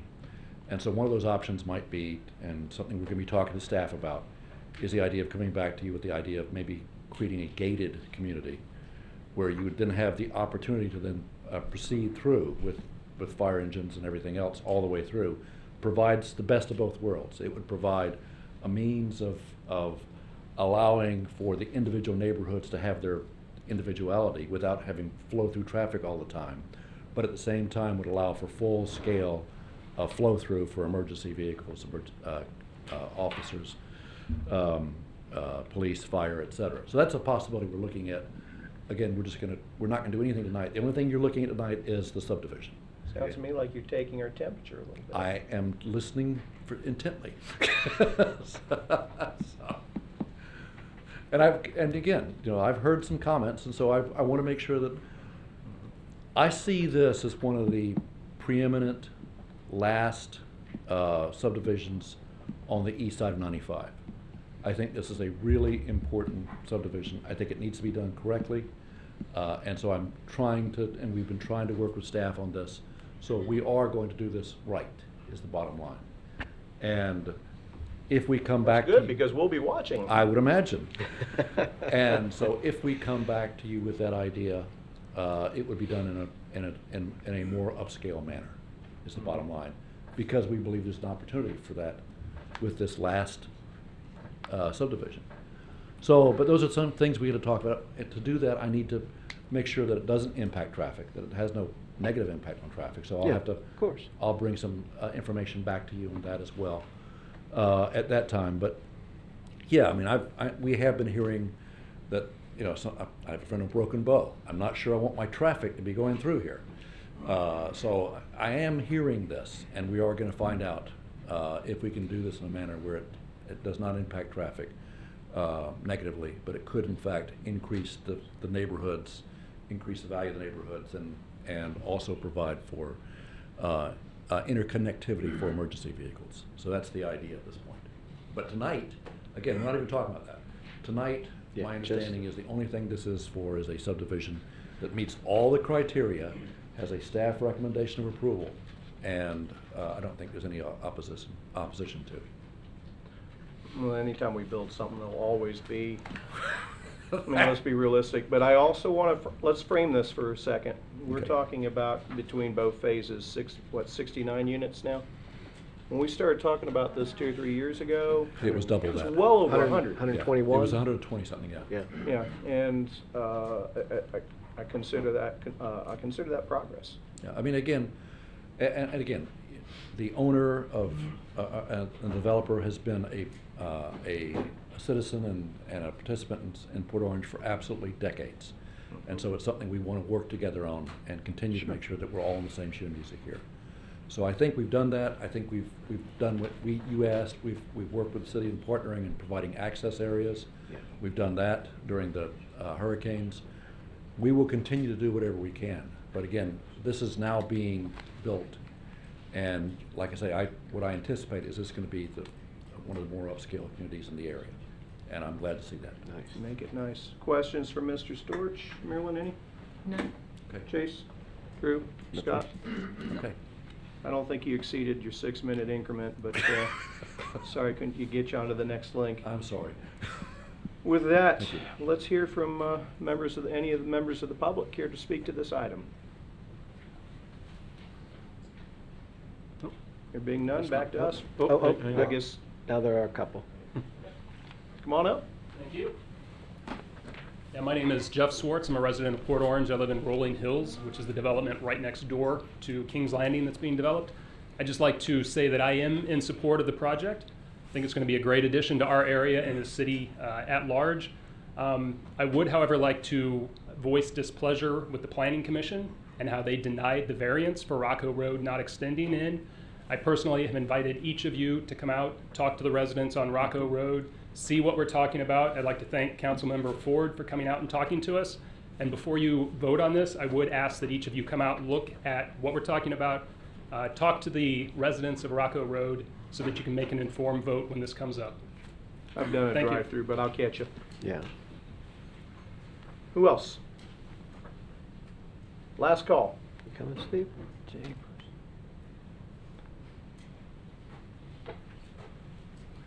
Hey, Steve. My name is Steve Johnston. I live at 6035 Hensel Road. Good evening. I don't have any opposition to it. I did in the beginning because I prefer land as opposed to driveways and rooftops. Recently I was in Georgia and had the pleasure of driving for 45, 50 minutes and not seeing a house. And that's my kind of living. The problem with this development is I've heard, and I know they've been cooperative, and I appreciate that, letting them put the hurricane debris and that. But I drive by this project 3-4 times a day, and I haven't decided where it fits between a bombing range and a strip mine. It used to be one of the most beautiful pieces of property in our city, the whole Barrow Dairy. Rolling Hills was developed into a quality development. This development, the first thing they did is go in and destroy, I don't know how many hundreds of trees, grind them up, drop the level of the undulation on the property to where it looks, like I said, between a strip mine and a bombing range. And it just doesn't look like it's going to be what Rolling Hills is. when we were told originally when they had their meeting to say, oh, you're going to love this, it's going to enhance your property value, it's going to enhance the neighborhood. At that meeting, we said, if you will mirror the rolling hills, we can't ask for more than that. But it looks like anything but rolling hills. And I drove by coming here this evening. Yeah. It's absolutely horrible looking. It looks like a flat desert terrain, and the ingress and egress, the main ingress and egress, is on the crest of a hill. Now, that can't be safe. And those are just some thoughts I have. If it's going to look like rolling hills, I doubt it. But it's already on the books, and so be it. But those are just some thoughts I have. If you look at it, you'll see what I see. Thank you. Thanks, Steve. Anyone else? Last bite of the apple? I do want to respond. I mean, I should point out that everything in here has been built pursuant to the city code and standards. I mean, we haven't changed a thing. We haven't got a single variance for the way this thing has been built. We did suggest at the time we were looking at the PUD to come in and make real substantial changes to the entrance features and everything else. And the residents opposed us on that. That's okay. But I will tell you, like I say, that was not what we, that this is all done pursuant to the standards. And we've done everything we can to follow your rules. Back to council. Questions or comments? Scott? No. Drew? Good. Chase? Marilyn? No. That closes us out. That's calling the roll. Councilmember Ford. Yes. Councilmember Bash. Yes. Councilmember Stelter. Yes. Vice Mayor Tremont. Yes. Mayor Burnett. Yes, 5-0. Make it look nice, Frank. You've heard from your neighbors. We're working on it. Appreciate it. Thank you. You need Thank a you. permit to put up a fence. I heard loud and clear about the permit. Thanks. Oh, good heavens. We wouldn't reduce this. Council? Heard it. Would you care to take a short break? No. Why don't we take a short recess of about 10 minutes, and we'll come back in 10 minutes. All right, we'll flush it out.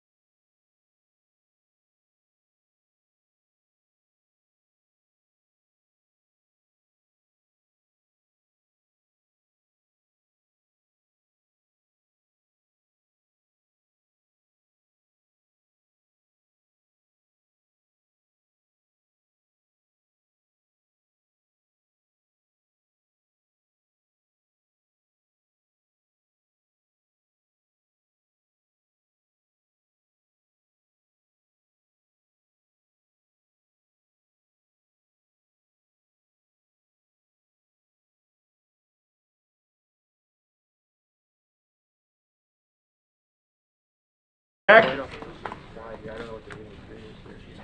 The public hearing portion of the meeting is closed. We're now to the regular agenda portion of the meeting, which brings us to item 18.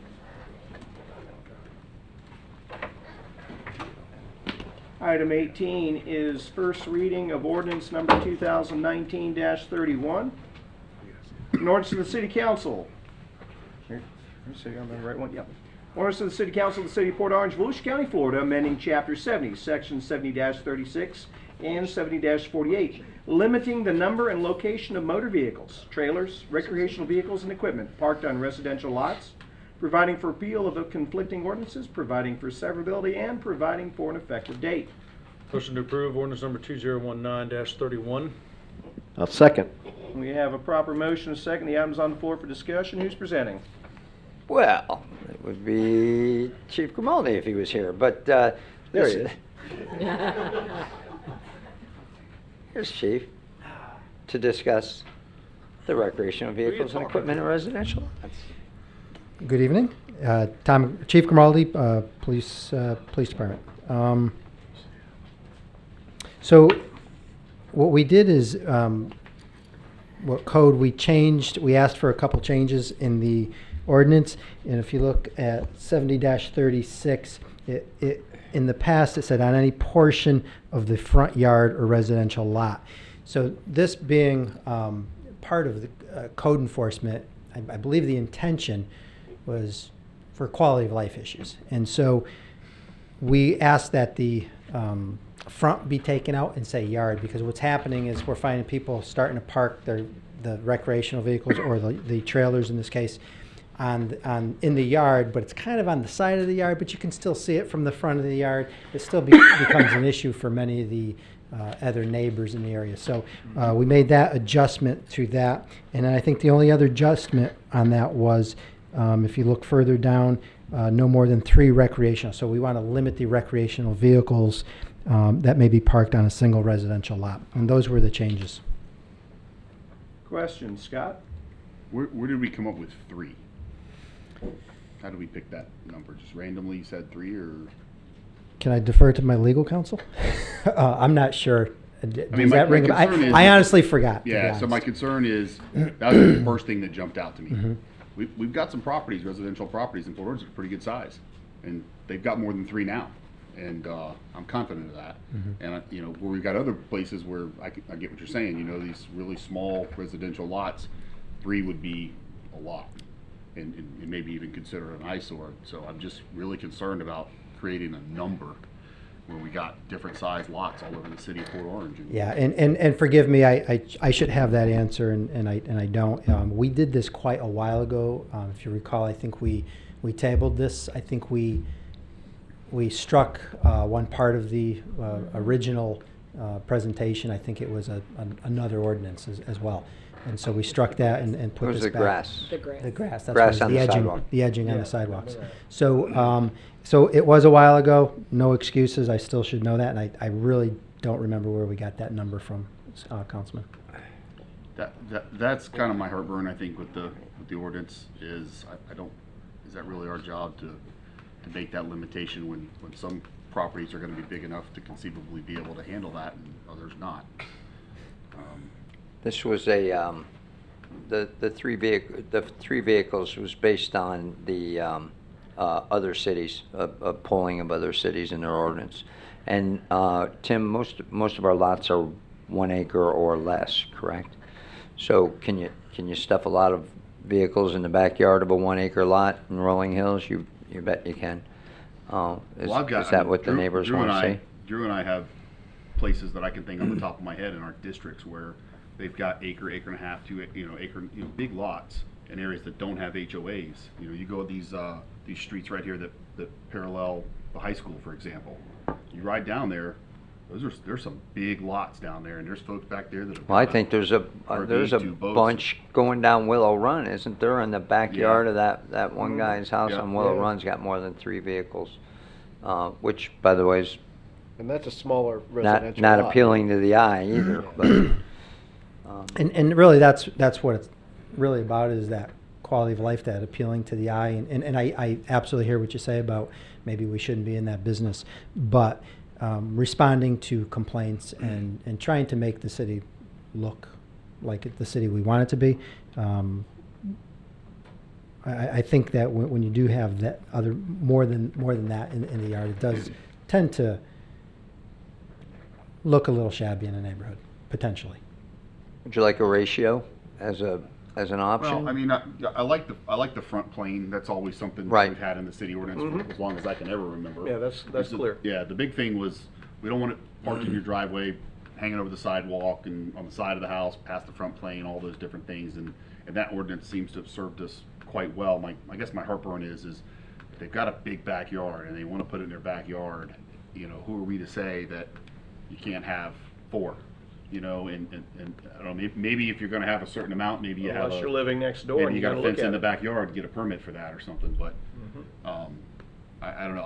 I know for a fact you've got a lot of properties. This is going to be an issue, and residents have been living in the city for decades. This is going to be an issue. If you have them in your backyard, and you're next to a neighbor, you should have a fence sufficient. Yeah, well, a lot of them. You go like those properties, those streets right there. You're talking about, you know, by the high school. You go out there, they've got trees and bushes, and So I'm can- sure a lot of the neighbors can't see them. Can you know, say like so- 3 scene, or would that open it up? Like, I don't know. You know, you're right, we don't want the places looking like junkyards, because there have been some properties in the past where they've had, I remember one subdivision, things where something had, I don't know, 15 boats in the backyard, and like, there was like no grass, it was just boats and trailers all over the yard. So you certainly wouldn't want something like that, but if somebody had a big piece of property and had, you know, 2 trailers and a couple of boats, I just don't know where we, you know, where you draw the line. So we, and right, exactly. Out in So, rural space. so we will do whatever the guidance and the pleasure of the council is. And so, we I guess the big have thing thought for me, that Chief, this is I'm was. just like, where did the number 3 come from? You know, I didn't A know. comparison of other cities. Yeah, and, is the and answer. now that he said that, Yeah, I yeah, do yeah. believe I'm starting to Okay. it's starting to, the comparison hamster's of starting to the run cities. around the wheel a little bit for me, so. So, and, you know, just to put things in a perspective, what, the opposite argument has come from this dais as well, that you want more regulation and or you want less regulation. So, there are some areas where we regulate a lot. There's some areas like this where we're saying, nah, it's really, you know, I don't know if I want to regulate. And then the dirty word permit came up just then. I don't know if this is, I didn't know I needed a permit to park my recreational vehicles in my own backyard. So, you know, property rights aside, you know, you either want your city to look like a beautiful piece of Disney, or you allow people their personal land rights to do what they want in their backyard. Well, this it's is the big juggling act, is that Right. we No, have no a doubt. city. No doubt. When you live in a city, you have neighborhoods with neighbors that you have to be mindful of. We're not talking about rural areas here, we're talking about our neighborhoods. Well, and so most of our neighborhoods, Councilman Stillner brings up a good point. Most of our neighborhoods are HOAs, and the ones that don't, those are the people that got the big backyards. Well, and that's kind Pretty of what I was much. thinking. You know, Yeah. folks that want a lot more regulation in their immediate community, they typically choose to live where there's. We buy it, Right. yeah. Folks that don't, they're seeking out areas that don't have all those regulations. So. Because, I mean, virtually every subdivision in Port Orange since what, the late 90s is probably an HOA? I mean, virtually there's a all lot. of them since the 90s, and like, we can't even, in my subdivision, you can't even have an RV on your lot other than overnight, like before you leave. You know, if you were leaving the next morning, you could bring it there that night, but it has to leave the next morning, but you can't store it on the That's property, so. another layer of And governance. that's, you know, the HOA is the one who is managing that. So there's plenty of areas where the HOAs don't even permit 1, much less 3. If you don't have an HOA to help you maintain the aesthetics Yeah. of your neighborhood, then you are looking to us. So that's where the balancing Yeah, act that's where comes. it's coming from, yeah. That's where it comes back to us. Chase, haven't heard from you yet. You know, there's great comments on all sides. I'm of the agreement with Scott. I'd like to see this cleaned up a little bit and get a little more, I don't want to punish the folks that are able to do it, no problem. It's always a balancing act. I like people to do what they want to do on their property, big property rights guy. However, I understand and I Within appreciate, our job is to protect the aesthetics and quality of life of everybody. So I'd like to see a balance. As it is right now, I don't want to support it, but it's not that I don't support the concept. I'd just like to, I think Jake used a good word of ratio to determine, how we're going to really implement this. So as it is right now, I don't want to support it, but I'd like to see it come back. Know what you mean, because it seems like the bigger the property, the more, maybe it is a ratio, I don't know. Marilyn? Size matters. So, yeah, I think a ratio makes sense, but at the same time, we have to make it something that code administration can easily manage. And so I don't know how legally you do that or how you word it, but I do think you need to, if this is reworked, come back with some language that even the average homeowner can understand and the average neighbor can understand, so you don't have to get out a measuring tape and, dissect everything. Number of vehicles. And that, I'll be honest, that's a little bit of my fear. That Yeah. We're going to Yeah. get into that. It's quite frankly going to be unenforceable. Yeah, And why, to be quite honest, why bother? If we're going to go down that road, we're going to have my code officers trying to go back. We're going to have to look at plots and determine the exact size of a lot and measure. We're shooting ourselves in the foot. Would it be easier, I'm wondering, if we left it at 3, but then provided something in process that permitted an appeal to code enforcement or something, such that Application if for a somebody waiver of some has sort. well over an acre and they live in a place where nobody can see the things, that becomes a basis on a case-by-case situation to evaluate that. But it's easy to administer, but you've also allowed, for something else to happen for those homeowners. It would be a case-by-case basis, then it would be easier than. Through the chair, if I could ask legal a question on that, is that something that the due process is already there in the code enforcement, correct? Right. I think what you'd want to do in that circumstance is create a criteria anyway. So I think we'd be back in the same boat. It's going to be. See what you did there. Same boat. I would recommend. I mean, I don't think it's that difficult. If we did a half acre versus acre, those records are pretty readily available with community development assistance, which they've already kind of worked together for years. So I think we can go there, and I don't think it'll be too hard to enforce. And I think generally the public knows what size lot they're living on. So I don't know that it'd be a difficult thing for the public to kind of get educated on either. So if you want to do a right sizing kind of thing, I think we can go down that road. Let's face it, we've got a lot of neighborhoods like on Scott Street or Dame Street or Donna Street or Hughes Street or Page Street, where the profile of the neighborhood is that the houses are spaced just like any other neighborhood, but there's no HOA. So these neighborhoods need a certain level of protection that's effective, so that you don't turn around and your front yard looks great, but I walk into my backyard and I see you've got 2 recreation vehicles and 3 boats back there. That does not fly. That does not fly. So and if there are exceptions for larger lots that are more rural that we're talking about, that makes sense. But when we're talking about our neighborhoods, we're talking about protecting your standard 1,500 square foot house. So when you walk out the front door, you see your neighbor and he's not too far away. And I don't want to take away his rights, but at the same time, that's what they call them, neighborhoods, for a reason. You choose to live in a neighborhood, you have to live by a certain code that is respective of your neighbors, and when there's no HOA, it is up to us. So I mean, Council, we can write it any way you want to write it, but we just got to make sure that we keep the goal of what this is supposed to accomplish in mind. What about something like if you, like, go with the number 3, and if you're over an acre, do like 3 per acre? If you had 9 acre, I mean, there's not any 9 acre lots, but if you had a 9 acre lot, theoretically, you could do 3 per acre, but, behind the house or something. But, if we limit it at 3, unless you have an excessively large property, and then, I don't know, 3 per acre after,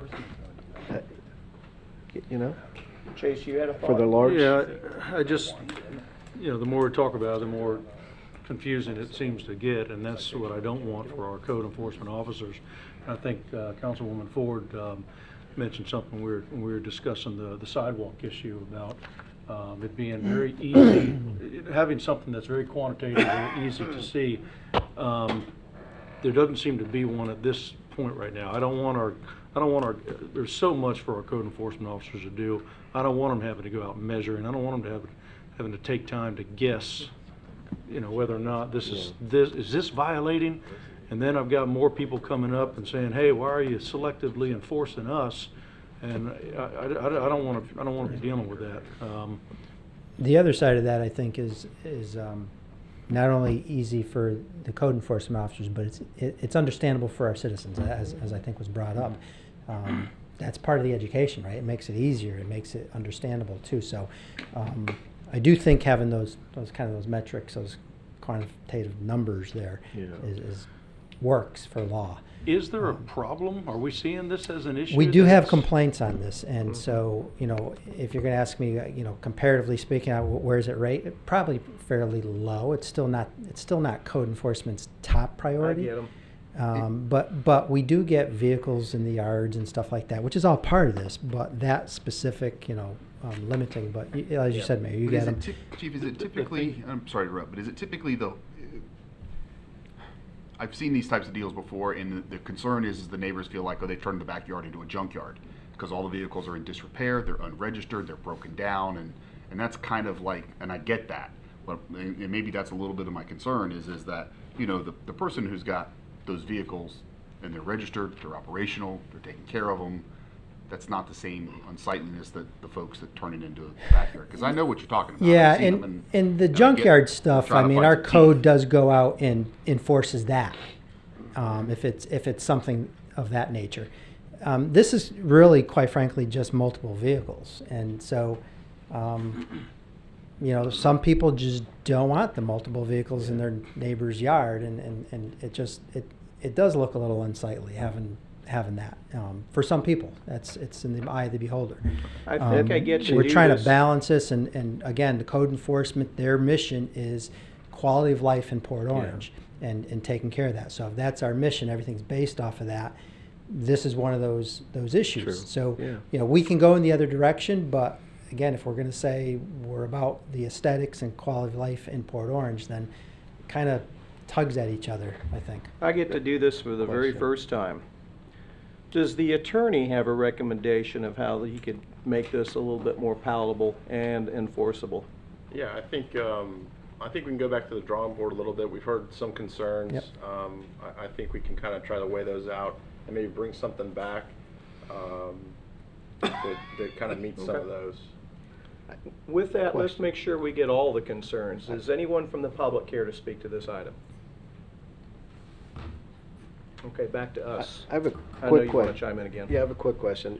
We're talking about exposed recreational vehicles, because if somebody has a large garage and they have a boat and 2 jet skis in their garage, that doesn't count for their 3 because they're in a garage or a shed or a building. We're talking about stuff stored outside, or 3 total?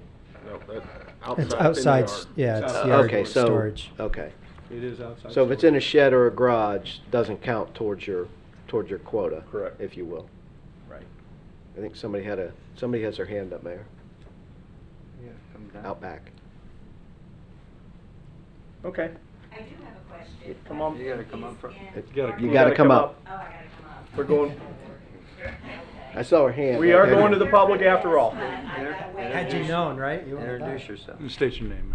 My name's Denise Hilliard, and I'm wondering about in fenced-in areas. does that apply if they're completely covered and located in a very nice, expensive fenced-in area, vinyl fencing? Does it I count? think that's what we're trying to figure out. Okay. And that's As it's written, yes. As it's written, yes, but I think that's what we're. Three in the struggling with. backyard, three in the backyard, whether it's Fenced not. or, well, okay, because I was just making sure. Okay, Yep. thanks. Thank you.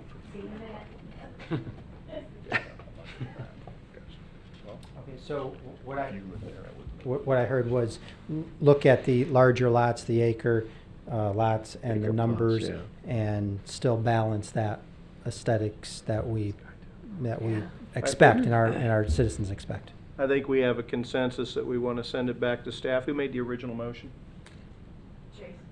You want to amend your motion to submit it back to staff? My motion to submit it to staff. We Who have a second? seconded? Who seconded, Chase? I'll second.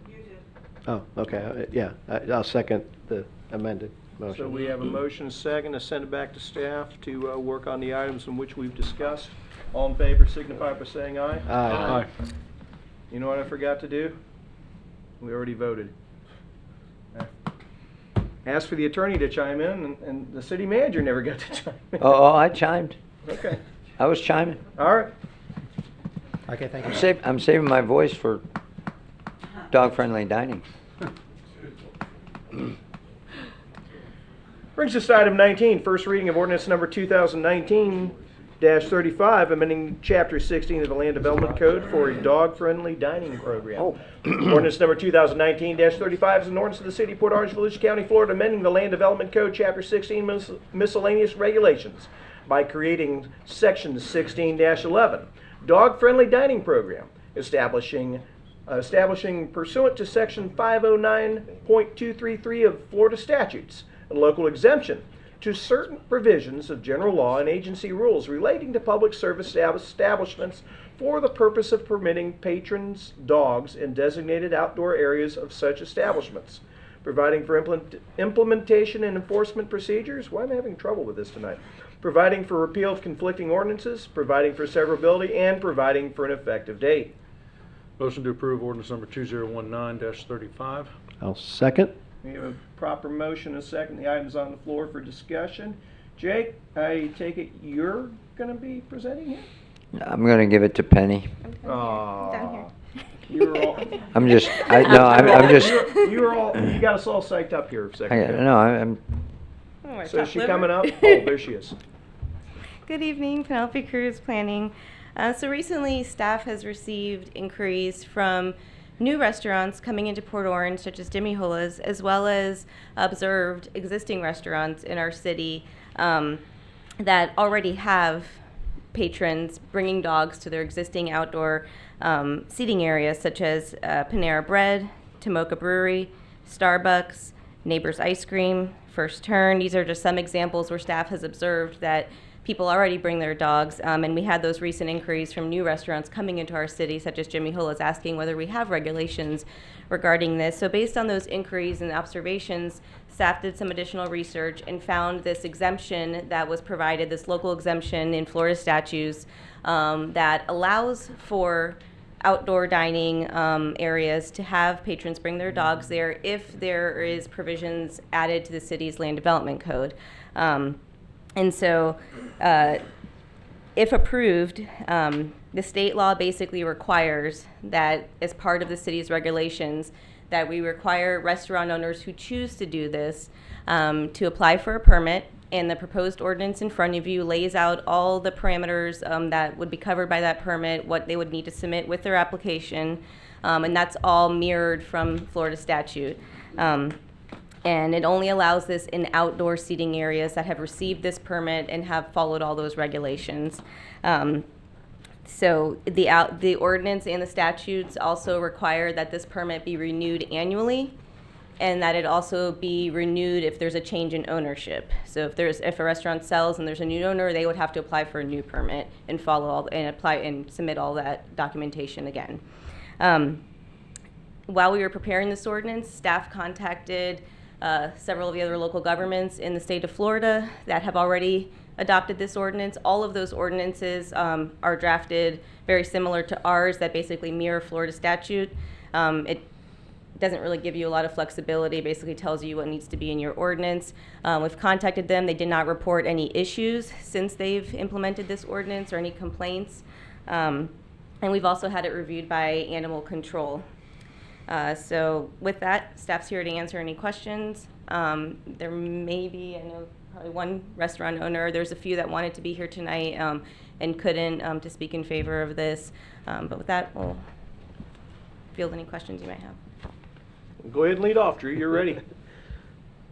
What would do we have a cost yet to the business for the program? That would be at your pleasure. There's some Okay. cities who have, they have no costs. Others have permit fees that range from $50, some all the way up to $100. So it's just whatever. Just kind of cover the cost if of. the yeah, if There's the staff Staff. cost of Yeah. processing. if it would pass on first reading, then staff would then follow up with the fee resolution to add that in. Scott? Sounds a little bit like the tail wagging the dog kind of a situation to me, but you know, so as far as the permitting go, I think it should be very minimal. It should be basically what it takes for us to make sure that the restaurant has the, whatever the, you know, the rules that they gotta adhere by, but this is pretty easy to me. The restaurants have gotta know their clientele, right? And so if this upsets people, they won't go. If this is something they're in favor of, they're gonna go. So I'm fine with it. I mean, obviously the law allows for it. I don't have an issue with it adapting our codes, and residents can, if this is something that they don't like, they'll let it be known, and businesses may have to change their decision on it, but I think that's something we let the business owners do, for sure. So, you know, some of the places, they're doing it now anyway. They've been doing it for years, and you know, when folks got control of their pets and the business owners have been okay with it, it's been fine. So, but I think again, it's something else. Something we let the business owners kind of make that decision. Yeah. Because they're the ones that are gonna, have to deal with the impact, positive or not. So. Go ahead, Drew. I knew you had to say something. Just a quick question on the, not that it would take a lot of monitoring, but it's voluntary for the restaurant to Correct. provide the area and to do it and to sign up, if you will. Yes, correct. If someone brings a dog to an outside area at another restaurant that didn't sign up, is That it could- just up to the restaurant to ask them to leave or say it's not permitted? Or if there's a complaint, it would follow code enforcement, because then we would okay. have regulations on the book, or otherwise, if we didn't, Okay. it would become a code enforcement issue at that point. But it wouldn't be a penalty for the restaurant if someone brings their dog there and they ask them to leave and they don't leave, or it would just be, it would be more of an information thing, like this restaurant didn't opt in, so you really can't bring your dog here. Correct. But And- there are 15 other restaurants that have that Correct, unless Okay. it got to the point where it went through the standard code enforcement I process, gotcha. then those, whatever standard code enforcement fines and, if it didn't get corrected. Yeah. So it would just follow standard code enforcement process if there were violations. Yeah. You gave up your turn. We'll go to Marilyn. I think Drew hit sort of on the head something that I didn't see in here that we might want to think about. I would think those restaurants that opt to have dog dining outside, that we require some sort of signage. It's part of the ordinance. Oh, well, then They're maybe- required, the state law, so, Maybe I missed so it. everything that's required if we pass this to be part of the permit application. At first, when I first saw it, I was like, wow, that's a lot of documentation. I was hoping it would be a little bit more streamlined too, but we can't make it any more streamlined. The state law says what you have to submit, and they actually give you the dimensions of the sign that have to be posted.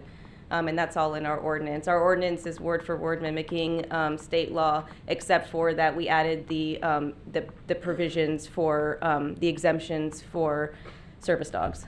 Okay, then I State missed. is always pretty Well, I precise in missed telling that. us how to run our business, Okay, I missed right? that part of it. Service dogs are prohibited anyways. I'm in favor of it because I think it provides the restaurateurs, they make the decision and then the clients do too. Yeah. And the dogs happily follow along. Sometimes. Mellow Mushroom is another one that does it now. Yes. They have that little outside area and I've seen dogs there. Yeah, pretty much everywhere you see it. I have seen it in an indoor-outdoor area in a local restaurant where the dog was not very well behaved. So, I mean, I You're can not see allowed where it that cuts. indoor. They would not be allowed if this passes indoor. Okay.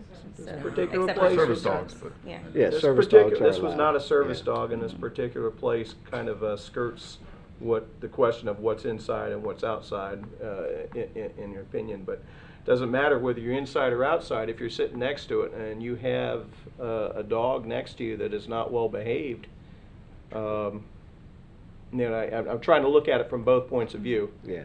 Certainly, I like to be able to give business owners the latitude, but as a diner who prefers to be able to not have the distraction, how do they feel about it? Basically, have they been shut out of their favorite establishment because of the choice we Eat made? inside. No, not our choice. Yes, our choice, The right now. restaurant owner's choice. Right Well, here, right now. If this were to pass, This is optional, right? yes, it is optional. Yeah. And if it were to pass, I would recommend in those situations that if something like that happens, that you do file a complaint, because part of the ordinance has a provision that we track those complaints and the permit can be revoked. There you go. Perfect. So there is a process. Mhm. Okay. What do you want to hear from the public? Care to No, speak to the Mr. item? Mr. Mayor, I'll come back to you. no, I'd like to speak now. Oh, I'm sorry. I did I did say I was going to come back to you. It's all right. Bad. I thought this would going to be a little easier for me, because typically I'm on the same line as Councilman Stiltner is. I think businesses should make the decision for themselves. I don't think that government should be in the business of advising company policy. However, this one's a little trickier for me. I think this runs into the health and safety of the residents, people that are going. I'm not sure it's a road I'm willing to go down, to be honest with you. I think there is far too many unknown, for that matter, known health and safety concerns that I could see with this. Certainly not something I'm passionate about. I don't. Never would have given this a second thought had it not come before us. It's not an issue I would have sought out to try to rectify. But since the state's asking us to make a decision on it, then I'm willing to make it. I don't know that it's a road I'm willing to go down just for those specific concerns. It's a hard balance with this particular one, because I always believe that businesses should be able to determine themselves what they want to do in their policy. But if it's going to affect the health and safety of the people that are going, as we talked about before, the ignorance of so many people out there. They don't know if there's a permit needed for this, and they don't know if this restaurant is going to allow pets there or not, and all you need is one. And then we have someone coming up there and say, hey, you allowed this to happen. And that's, I'm not, I don't think there's a right or wrong in this situation, but this is just kind of the, where I'm at right now. I'd like to note that it's already happening. It It is. has, yeah. It's happening So- all over our city. It has, I So, know. so Multiple we're times. Now, not that being we're not said- talking about Jimmy Hula's. Hold on. Finish. Let Chase finish. Sorry. I'm sorry, Jake, I'm sorry. Yeah. No, go.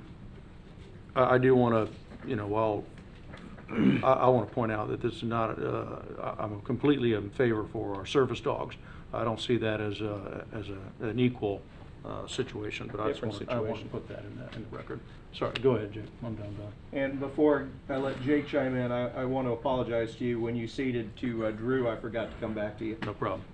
Jake? So this is happening in the city, and truth be told, I don't think we as a staff were aware that we had to do something until I think it was Jimmy Hula's came up to us and said, "Oh yeah, we've done this in other cities before." So here we are. I think a member of the restaurant community is going to come up and speak to this later, but this isn't hooligans and Jimmy Hula's only. This is Panera. This is Starbucks. This is any place that's got, this has got any place that's got a parking, an area outside, dairy, bar, things of that nature, and it's Ritter's. It's been going on for quite a while. I'm not saying it's going to be impossible to back it up, but this is one of those things where I've never as a city manager, and people dial our number all the time. You can ask Cindy. Nobody's ever called and said, I got a problem with the dogs on the porch, at X restaurant ever. I'm not saying it didn't happen. I'm just saying it's never come to city managers' attention. So for all those people that are concerned about health, all those people that are concerned about welfare, all those people concerned about their legs getting bitten off while they go for a meal, we've never had any complaints that happened. However, I think you'll find a lot of people that'll come if we do say no to it, and we have to stop it from happening. I think there's a lot of animal lovers here, and they do a good job based on the lack of calls I've been getting at taking care of their animals. I have seen animals inside before. I don't know how you can tell whether they're service animals or not, but the one time that Robin, myself, and I think Jamie were in a restaurant, there was a dog. Dog started barking. Somebody complained. It was me. That person picked up the dog and they walked out. They said, "Yep, you're right. My dog barked." And it wasn't even a threat. So I think the people that own these animals are well aware that they've been given a privilege, and when they abuse it, they're going to either leave on their own accord or be asked to leave. So I ask that you consider that. I'm kind of like some of you. I'd rather eat outside, but if I could handle a dog, which I can, I usually can't handle the smoke, so I don't. I think there's a lot of stuff in the state statute that really addresses the health and welfare more so, and that'll be something we're going to have to look at, because I can't tell you for a fact that there's hand sanitizer on every table of every outdoor location we have that allows animals.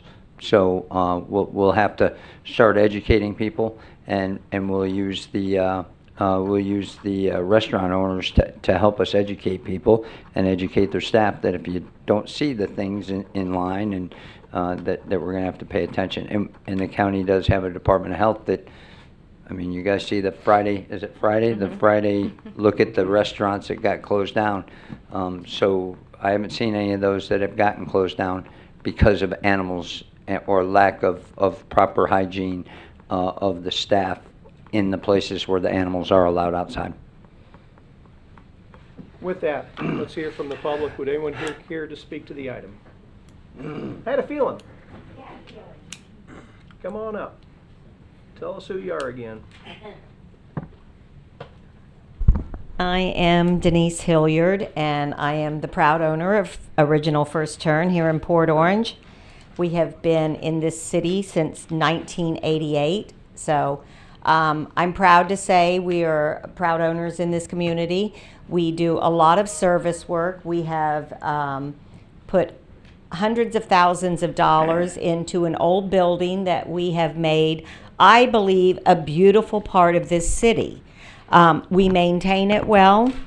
I have several points of this. We have allowed animals on our deck for many years.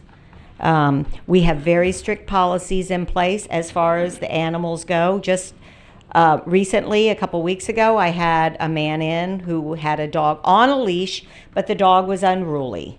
And I told him he had to leave because we are very strict about this. They must be on a leash. They must be well behaved, socialized, and if there's any issues, obviously we ask them to leave.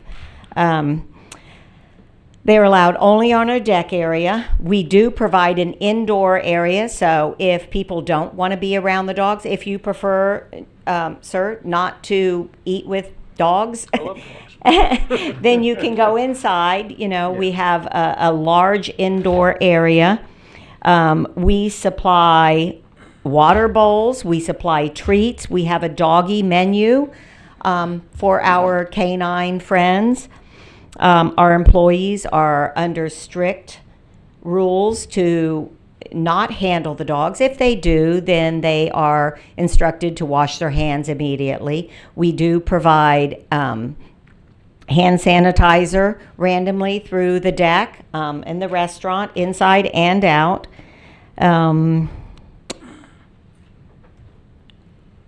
I think you're going to have a lot of upset businesses if you do put this into effect, because it is a big part of our community. We have, like I said, we've got an indoor area. If people don't want to be in a smoking area or be in a dog area, then they're welcome to go inside. We have, for the past 11 years plus, supported all of our rescues. I know the City of Port Orange supports Pausabilities. They're here twice a year for family days. That's one of our main things coming up in December. We've done this event, Yappy Hour, for 11 years. This will be our 11th year. We provide donations. We provide financing. We find homes for these animals. They are allowed to bring them. They are in playpens, the dogs that they bring. Go ahead and finish your statement. They are allowed to bring animals to be adopted out. They're very controlled. We, like I said, we have this down to a science. We love our animals. We do, you're going to find a dog that comes out there where the owner You got is. more, how much more you got? That was when I said finish your statement, I was thinking like your sentence. Oh, okay. Well. Don't talk us out of it. Huh? Don't talk us out of it. No, it's a huge part of our community. I mean, How much more time do you need? I'm 5 minutes. 4, 3. Council, I need a motion, we'll get to give you more 2. time, I need a motion from council to give I'm you more almost time. done. How much? Move to approve an additional 2 minutes. I'll second. Okay, my All in other favor, main. Signify by saying aye. Aye. You got Aye. 2 minutes. My other main concern is, I mean, that you're talking about the health and welfare. I have, if you want to talk to Renee or Sarah, who are the health inspectors for Volusia County in our area, they have been to our premises. When we have animals on the deck, never once have we been written up for animals being on the deck. We run a clean place. I mean, you can look at our records. I'm very proud of the establishment we run and the work that we do with the community. Anyway, about 30% of our customers are dog lovers, animal supporters, and they will be there. Come out on December 1st and see for yourself how we support our community with the Humane Society, the no-kill shelters, and whatever we have to do because we love our community. Okay, we support our firefighters, Port Orange, Volusia County. We support our veterans. We are community-minded, and I just think it will be a sad thing if you put in an ordinance to do away with animals outside. Thanks, Denise. Thank you. Appreciate you. Mayor, Back to us. I'd Go ahead. I'd just like to make a comment to the lady. I'm not going to support it, but I didn't want that to be said without offering my appreciation for what First Turn does. I know what you guys do for the community. It's phenomenal. It's and when I drive down there, it's one of the nice parts that I like seeing at that area. And I've been out there with our firefighters before, and I know what you guys do. And frankly, it's one of those issues that I wish had never come before us because I'd rather just go on and not know about it. But since I'm asked to put it on there, to put my opinion on it, but based on council comments, looks like it'll pass as it is. But I at least wanted to express my appreciation and gratefulness for what you guys do to the community. We really do need more And I hope all business the owners businesses down there act the that, way you do with this. we do need business owners down there that invest and take pride in their property in the River District the way you do. Council comments, questions, final round. Yeah, just to wrap up, first of all, I want to say thanks to you guys. Have got an iconic business down there, great food, and you really have. You guys, as a side note, a lot of businesses have bailed instead of reinvesting, and I'm very appreciative for what you guys have done. You've been here a long time, so best wishes moving forward. This, like I said before, this is an easy thing for me. There's no liability for the city here, so there's state oversight here at a pretty high level, pretty tight oversight, and this is something that I think we allow our businesses and the patrons to decide. This is their thing, We don't own those business properties.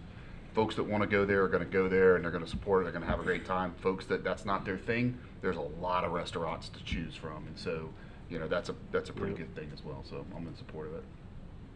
Okay. Drew, I agree. final comments? No, he said it perfectly. That's your final comment. Yes. Chase, final comment? I'm good. Marilyn, final comments? Can we pause and let Penny say something else? She's coming back to talk us out of it? No, I just wanted to ask that if this does pass, if you could also provide staff with guidance if with second reading, if you'd like, or in the near future, if you have any suggestions on whether you would like us to charge a fee for the permit. I want every business to do what those people are doing, because they seem to be doing it well. Because this Well, would, they this would won't be a all do new that, permit. though. This would be a new permit, so all restaurants that would like to do this will need to apply for a permit to be able to do it legally. And so we just need to know if you would like us to charge a fee. I for would that like to permit. charge a minimal fee that is not a deterrent, but helps us recover, because we are spending staff time on it, and we need to 50 recover bucks? it. I don't know what that number is, 25, 50 bucks? 50 bucks? Staff recommends $50. I'm good with that. I actually would go for a higher fee, and the reason for that is I think $100 a year, it attracts, I know people that seek out restaurants that are dog friendly. And so I think there is an incentive or an advantage to businesses that they readily will recoup. At the end of the day, I think all of our fees I'd like to see revisited. But to start, I personally would go for the higher amount. Okay. What do you think, Chase? I'm indifferent. I'd support either one. Okay. 50 bucks. Scott? Yeah, $50 is fine. Okay. I think the consensus is probably to the staff recommendation of 50. If you guys could work on that between now and second reading. And 500 for the permits. That was, you said something about the city manager's slush fund? What? Too soon. 50. Copy. 5-0. Nice drop in, Jake. You're always trying to pad the city manager's slush fund. Call the roll. Councilmember Ford. Yes. Councilmember Bastian. Yes. Councilmember Stiltner. Yes. Vice Mayor Tremont. No. Mayor Burnett. Yes, 4-1.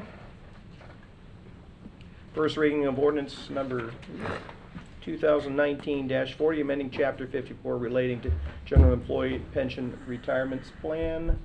That's item 20. An ordinance of the City of Port Orange, Volusia County, Florida, amending this Code of Ordinance, Chapter 54, Article 6, relating to the 2003 General Employees Retirement System, amending the Code Sections 54-175 and 54-47, providing for modification to the General Employees 401A vesting schedule in accordance with the plan documents, providing for an amendment to the participation in the contract 401A to include the city attorney, providing for codification, providing for repeal of conflicting ordinances, providing for severability, and providing for an effective date. Motion to approve ordinance number 2019-40. Second. Thanks. Yeah. We have a motion and a second. It's properly motioned on the floor for discussion. Good evening. Good evening, Mayor and Council. Jamie Miller, Administrative Services Director. So before you tonight, you have an amendment to Chapter 54.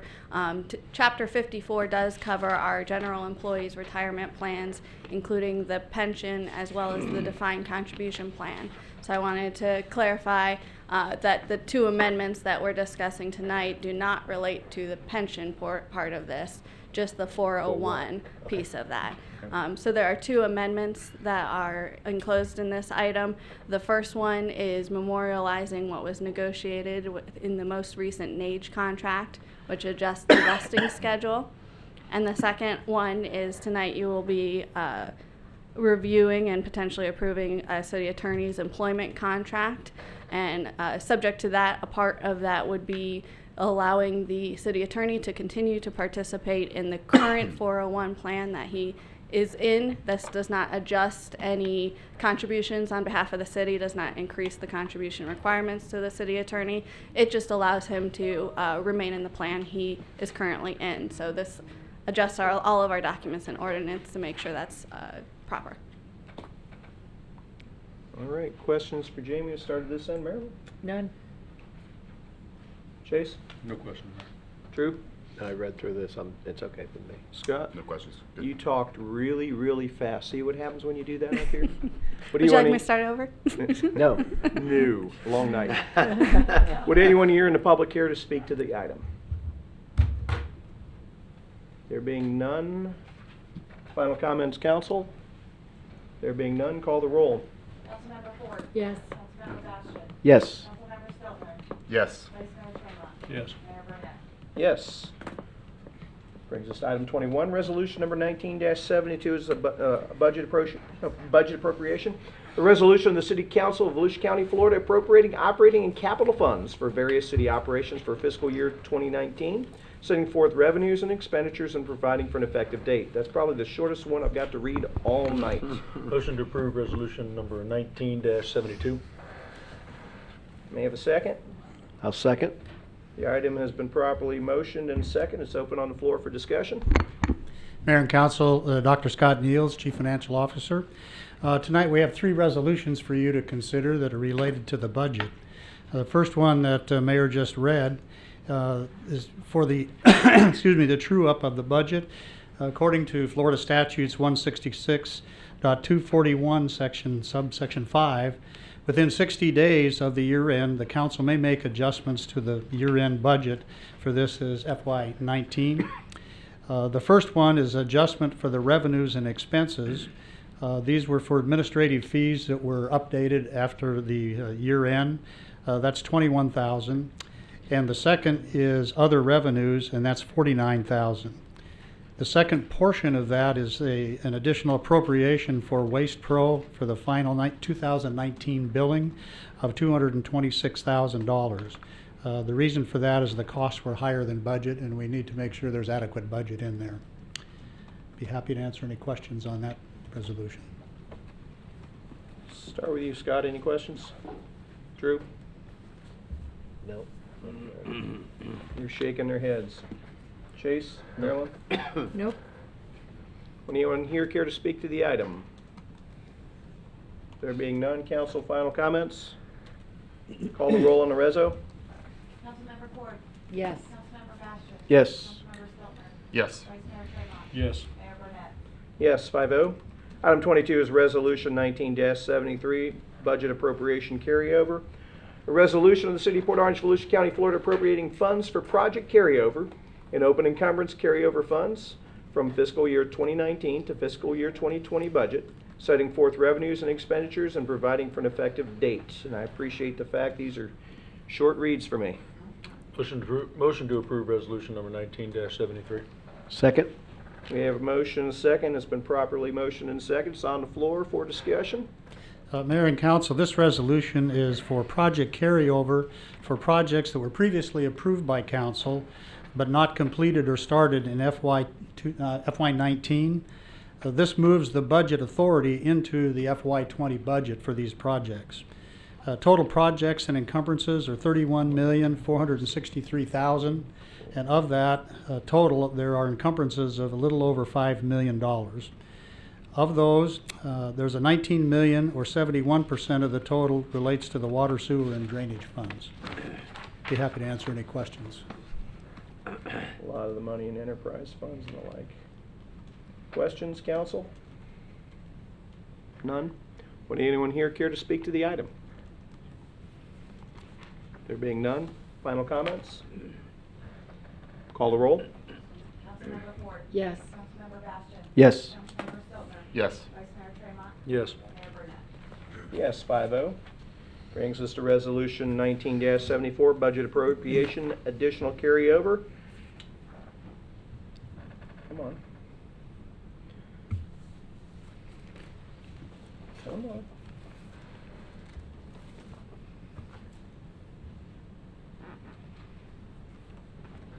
That's 1973. There we go. Resolution 1974, resolution of the City of Port Orange, Volusia County, Florida appropriating additional project carryover funds from fiscal year 2019 to fiscal year 2020 budget, setting forth revenues and expenditures and providing for an effective date. Motion to approve resolution number 19-74. Second. We have a proper motion and a second. Items on the floor for discussion. Mayor and Council, this resolution is to account for revenue and expense related to expenditures that the different departments would like to have carried forward into their FY20 budget. In the general fund, the community development has $58,000, $27,000 of which is for Down Under, and $31,000 for their continuation of the scanning program. The fire has $42,000, primarily for the paramedic training and training props. Police department has one for desk for the code officers that was not included in the last year's budget. And finally, Parks has $4,200 for lakeside lawn improvements. In addition, out of the special building fund, community development has $13,000 for inspector cubicles upstairs on the second floor, and $2,000 for the cashier, which is now being loaned to community development from the customer service team. Be happy to answer any questions. I appreciate you recapping all those, because that was something I was going to ask the city manager to do, so you got him off the hook there. Questions, That's my comments? job. Start with Marilyn. No. Chase? Nope. Drew? Scott? No. Anyone here in the public here to speak to the item? There being none, final comments, council? Being none, call the roll. Councilmember Ford. Yes. Councilmember Bastian. Yes. Councilmember Spilner. Yes. Vice Mayor Tremont. Yes. Mayor Burnett. Yes, 5-0. Thank you, Mayor and Brings us Council. Resolution 19-75, updating standard construction details. Thank you, Scott. Resolution number 19-75 is a resolution of the City of Port Orange, Volusia County, Florida, adopting revised standard construction details, providing for conflicting resolutions, providing for severability, and providing for an effective date. Motion to approve resolution number 19-75. Second. We have a proper motion, a second. The item's on the floor. Who is speaking to this? My It's a dear Lynn friend Stevens signing. Lynn Stevens. Good evening. Lynn Stevens, Public Works Utilities Director. So this item before you is a resolution to change some of our standard details in our land development code. It includes technological advances in both water and sewer. We've worked with community development to update some of these standards. They haven't been updated since 2008.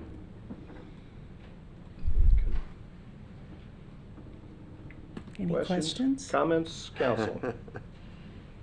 Usually we get the frying pan out for you and grill you pretty good, but It's pretty straightforward. yeah, it is.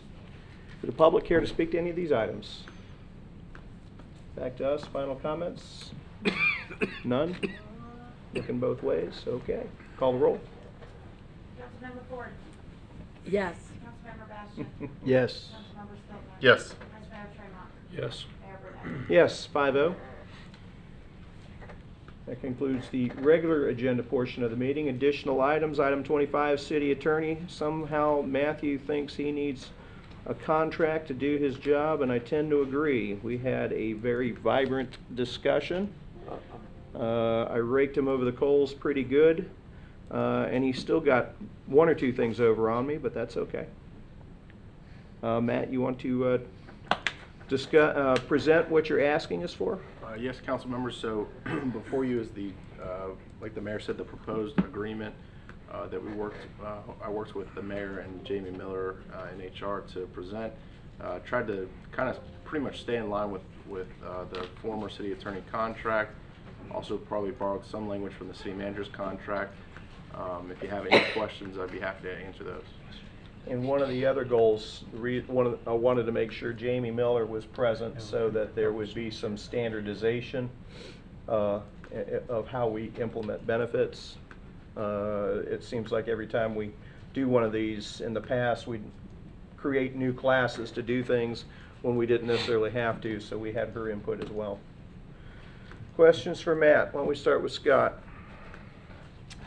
Yeah, I'm trying to scroll down here because the one thing that jumped off the page, I guess, as a concern, Matt, was leave time. And I guess my concern was, I'm trying to find it here, so I apologize. Give me 1 second here. The amount of leave time and the fact that there's no cap was a bit of a concern. Number one is, you know, I feel better when you're around. So there it is, 275 hours a year. That's a lot. And my only, I guess, thought to it was and there's no cap too, and there's also a severance package. So I guess my thought was is there any room there to reduce that amount and increase maybe a contribution into ICMA or something like that? So I guess what I'm kind of getting at is should we be paying as we go?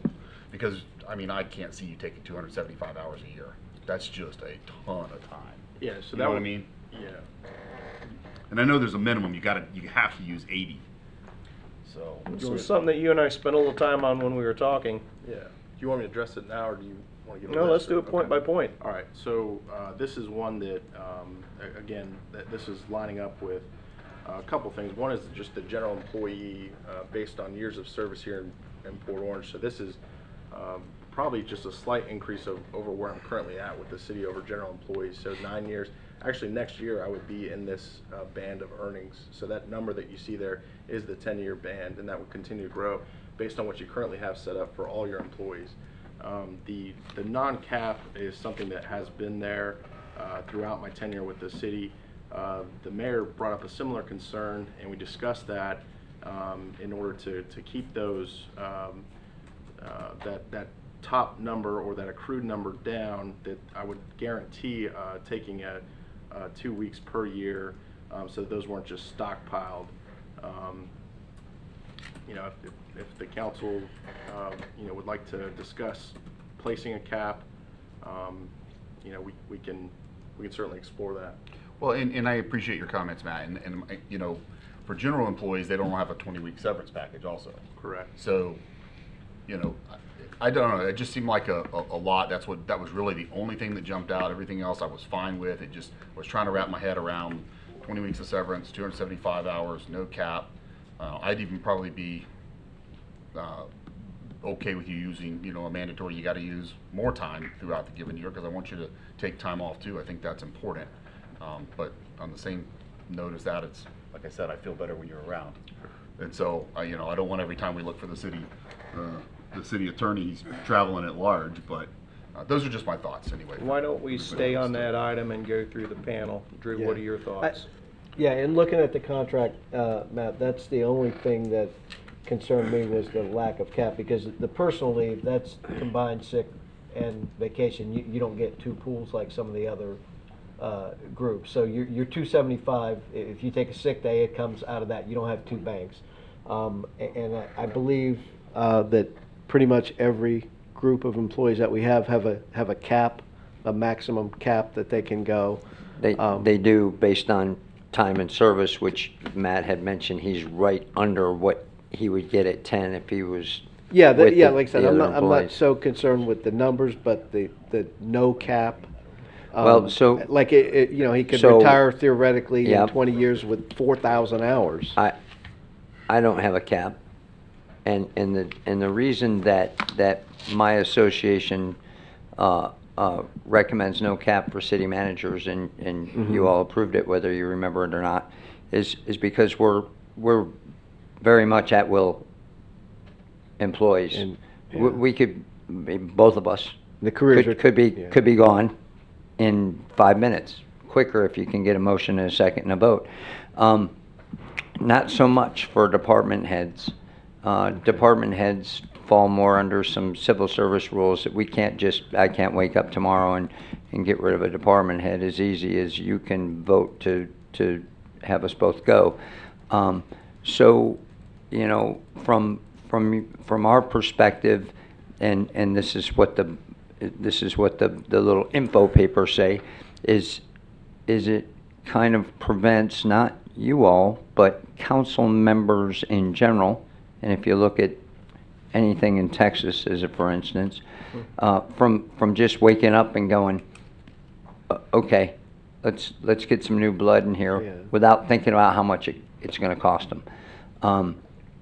So that's the other side of that argument. But from a city manager sitting with fiscal concerns, that cap bothers me too. The good news is I like my time off, and I take my time off, so I'm I have no cap, but I'm not gonna run my leave up or my vacation up to try to, you know, get a couple $100,000 when I leave. Okay, what? Chase, Hold on. personal leave, your comments? Yeah, I share the same. That was the only thing that stuck out with me. I think, you know, Matt is worth, Mr. Jones is worth the contract we're offering. You know, I couldn't be more pleased with the selection. That's a large number for me to wrap around. You know, I've never had a job that offers that kind of time off. I don't know what that amounts to, about 6 weeks, I think. Yeah, that's a hard one for me to get around. I like, you know, Scott's idea and suggestion of making a separate contribution, maybe perhaps reducing some of that time. But you know, it's worth a discussion. I'm not sold either way. But you asked my opinion. That was the first thing the only thing that stuck out at me. That just seemed like a lot of time off. Mm-hmm. And I don't think that he would be taking that either. But if he did, then that's hard for me to justify. You know, talking to to other employees that don't get. No, they get it. The But 10-year yeah, employees, yeah, they get it. But they do. They get it. Marilyn? I don't have a problem with it because I think it fits where he is currently. I know it sounds like a large number, but if you think about it, it equates to about 2.5 days a month for any reason. Yeah. And given his years of service, and you put it in that context, the other thing is I think he will find, if he doesn't know already, that when you're the top dog, you often can't take time away because you've just got too many things pressing on you. So, you know, the fact that he has to take a certain amount and he can, you know, so it limits the amount of accrual. No, I think makes sense to me. I had a different concern out of the contract, but it wasn't with that.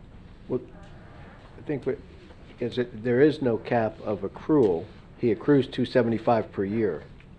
I don't think there's a cap on accrual. But he has to use a certain amount. Yes. as I read 80 it. 80 hours, yeah, he has to use 80. Use a minimum of 80, Yeah. and I Yeah. see him using at least that myself. Yeah, and I don't have a problem with the amount of hours, the 275 per year. I'm okay with that. I'd just like to see a cap on the amount of accrual, perhaps 1,000 hours max accrual or something like that. That's the only issue in the whole contract. Well, I had a little heartburn with it, but I thought that personally, I think making sure that a minimum amount of hours gets used for the purpose of what it's for was one of the concessions that I was willing to make. If council wants to amend it or go in a different direction, I know Matt said he'd talk about it a little bit, but I'm also going to put out there that salary-wise, I think that this council shows that we will take care of our two officers as they prove themselves, but he is certainly starting on the low end of what people in the area are making for similar jobs. Yes, So I agree. I think that if you look at the clause by itself, I understand the concern, but I think if you look at it in totality, that there's some balance there. What do you want to do with that one, council? maybe, can I? Yeah, absolutely. Let me say one more thing about capping it when you say 1,000 hours.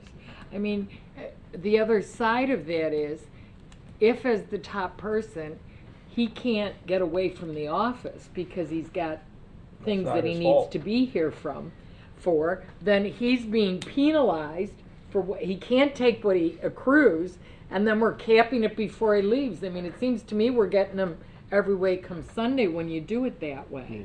And the reality is, the top managers often can't take as much time as they may accrue, and yet that position, we need to compensate him fairly, and I think it's fair to do that. Now, down the road, you might want to say, you know, at 1,000 hours or 1,500, you know, after that, the value will be converted to I don't know, when he leaves us, it could be converted at a half rate or converted to some other way that he could spend for insurance or something. The county does that. They have a cap on how much they will pay you when you leave, but they recognize that the very top people aren't taking the benefit that they're given, and so they ended up applying it to health insurance for a limited period of time. That may be something you want to think about. Scott, you brought it up, back to you.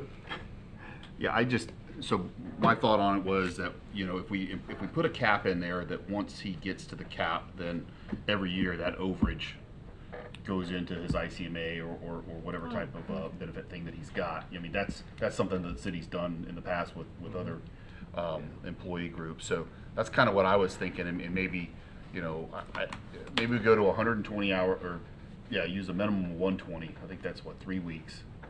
Am I doing the math right on that? You know, minimum 120 hours a year that he's got to use.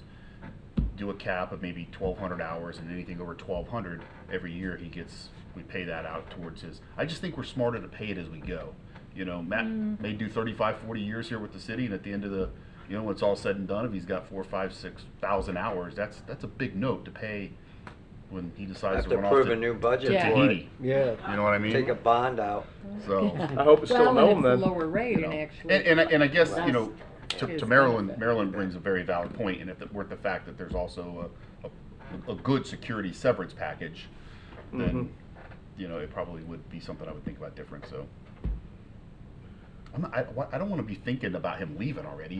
We're just not getting. Yeah, but you know, Yeah. when you No, add I these get numbers up, somewhere down the road, there's going to be a big check. Right. Big, you know. So What do you think, Matt? If there is a cap, would you, of some sort, would you want to put it into a retirement fund, a supplemental fund, or how do you feel about it? We're sitting down here talking about you. Yeah, I think I'd be okay with a 1,200 cap, and then any remainder going into the 401A. I think I'd have to meet with Jamie again. We'd certainly have to. Yeah, I make know sure you want to get the language the right. plan documents allow for it, right? The 415. 457. Yeah, we're gonna. It's our favorite fund, man. Yeah, no, I know. Well, so that may take some tweaking to get there, but I would agree to it. We can make it happen. I'm pretty sure of it.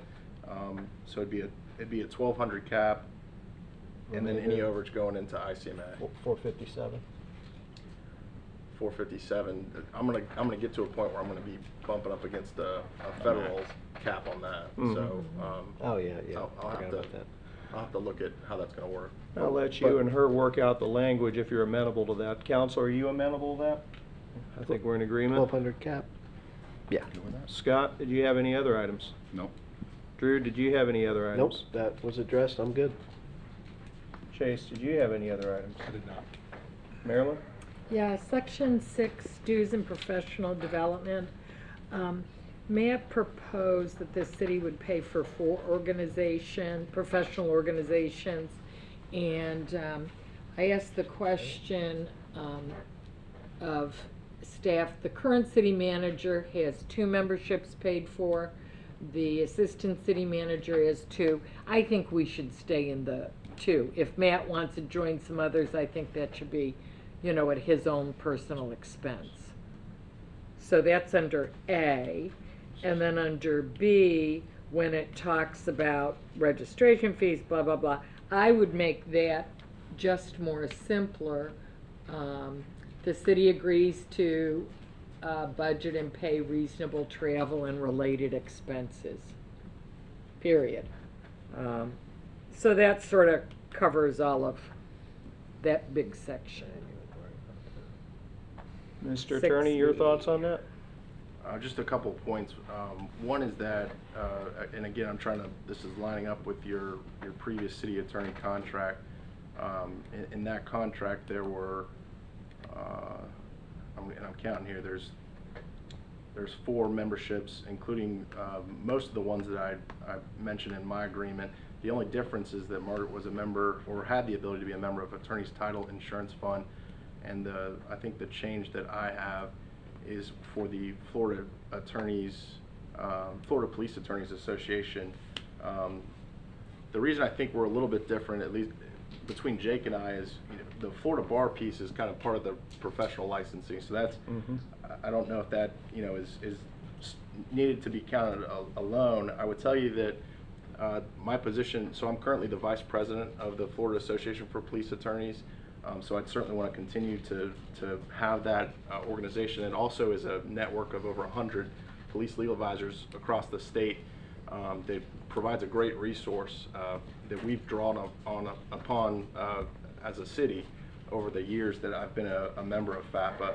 The other one is FMAA, which is again a great resource. Their annual conferences where we get our legislative updates from and distribute back to our departments. So I don't think these are social clubs or networking opportunities as much as they are really resources for our office. So I just would. I got apples, oranges. Well, I guess what I'm saying is, I don't think any of these are irrelevant, and I think they're all appropriate for you. I'm not questioning that.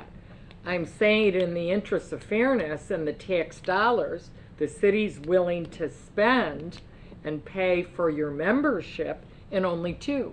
You can belong to the others, you can choose to go to their conference, and you could even put that under your budget. But in terms of your membership alone, I think anything beyond two is something that you should have to finance, and based on the compensation package we're talking about, that's something you should be able to afford. Okay, hold on to item A, and let's go to item B, and we'll come back to item A. Item B, simpler language. Any issues with that, Matt? On travel? I think so. The second half of B is the training and seminars necessary to maintain the Florida Bar Board certification, which I recently obtained this past year. That's something I think is important, not only to me but to the city, to maintain that higher level of expertise in the area that I'm being asked to represent the city in. So, I just, that's why that second paragraph is in there. I don't have any problems with, or a second sentence I should say would be, I don't have any problems with modifying the first sentence to be a little bit cleaner. Can you see where the first one would be cleaner? Go ahead. In section 6, I really didn't have any issues with A or B. My only issue was the lack of a cap on the hours, so section 6 I'm good with. Okay. Scott? Yeah, I'm okay. Chase? I'm okay. I mean, Marilyn makes some very strong points. I know what she's saying. I just, sometimes I think, I know that what Matt does and what Jake does in some cases is apples and oranges. And, but, of course, I pay to, my day job. I just wrote a big check today to renew my license. But that's, every area of expertise is different. We handle those differently. I think we've got 4 that say we're fine with A the way it is, and B, cleaning it up a little bit, leaving the second line. I'm fine with B as written. Okay. Matt? I think the consensus is that we're fine with A, and B, we'd like you to clean up the first sentence and leave the second sentence as is. You got that? And I'm sure Jamie's writing notes furiously as well. Drew, did you have anything else? No, I was good with B. Oh, I'm sorry. So I don't know where the consensus. No, I went all the way down the line and I got to Maryland. Yeah. What else did you have, Maryland? That's it. Okay. Matt, if you could make those changes to language, I think I can take, well, before I take a motion, let's hear from the public. I know Robert wanted to speak.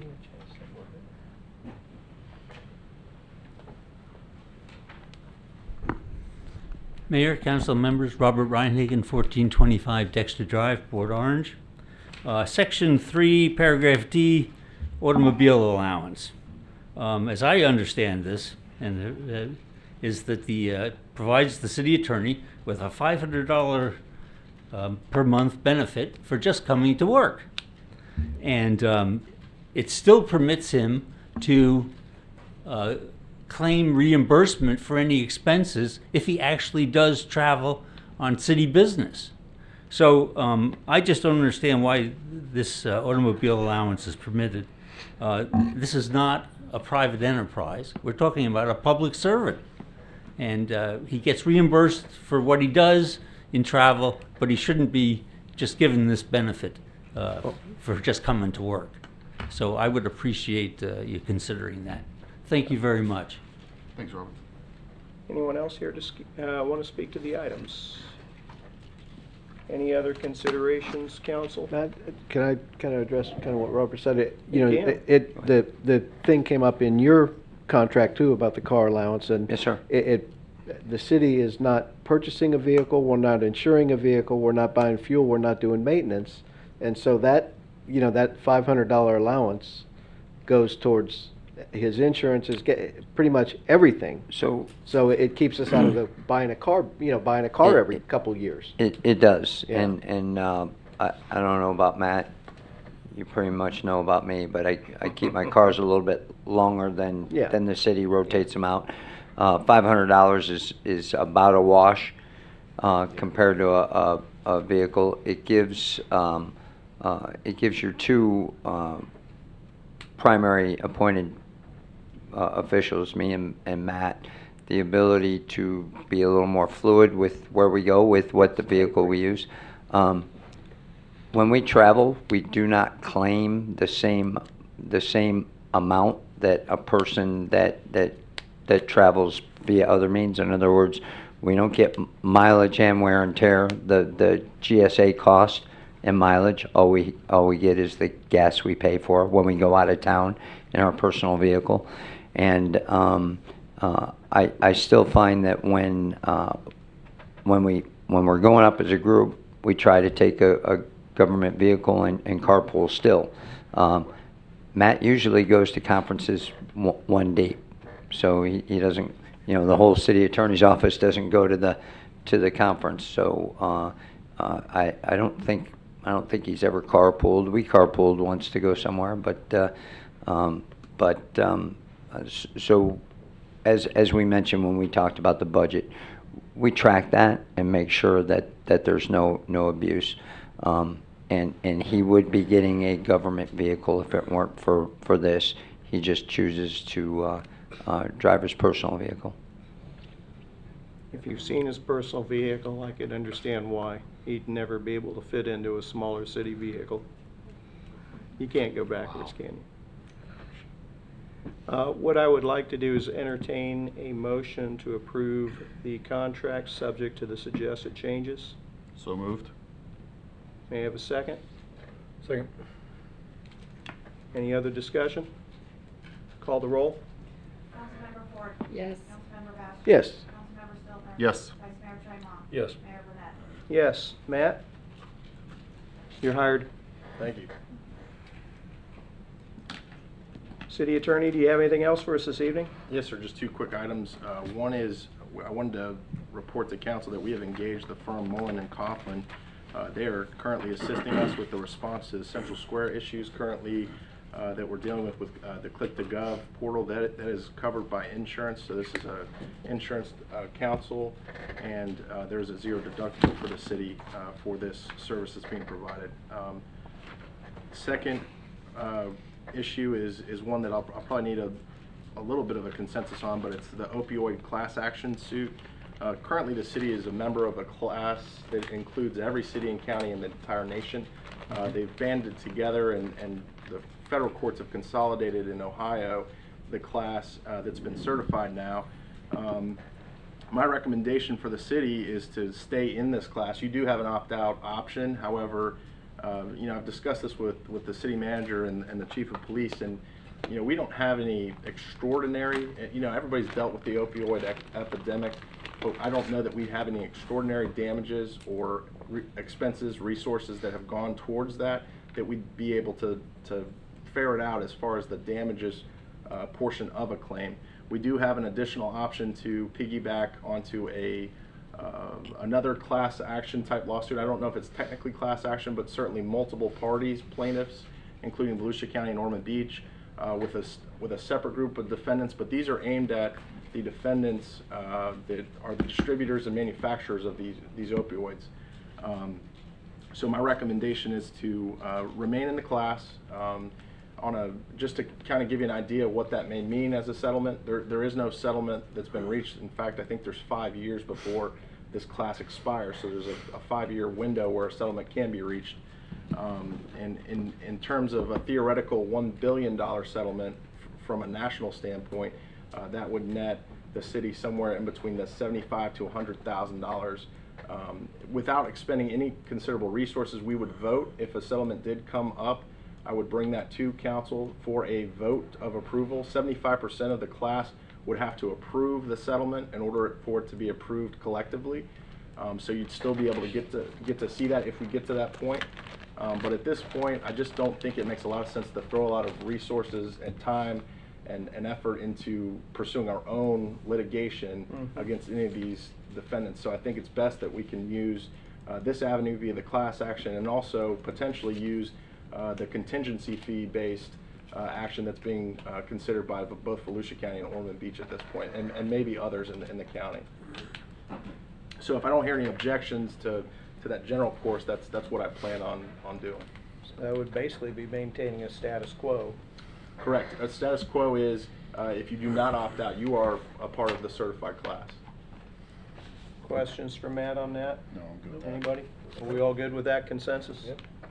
Maintain the status quo, which is what we're doing. That's all I have. City manager.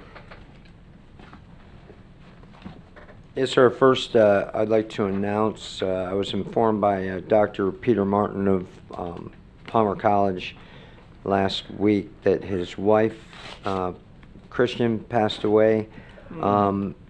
She is having, or he is having, a remembrance of life well lived in honor of Christian.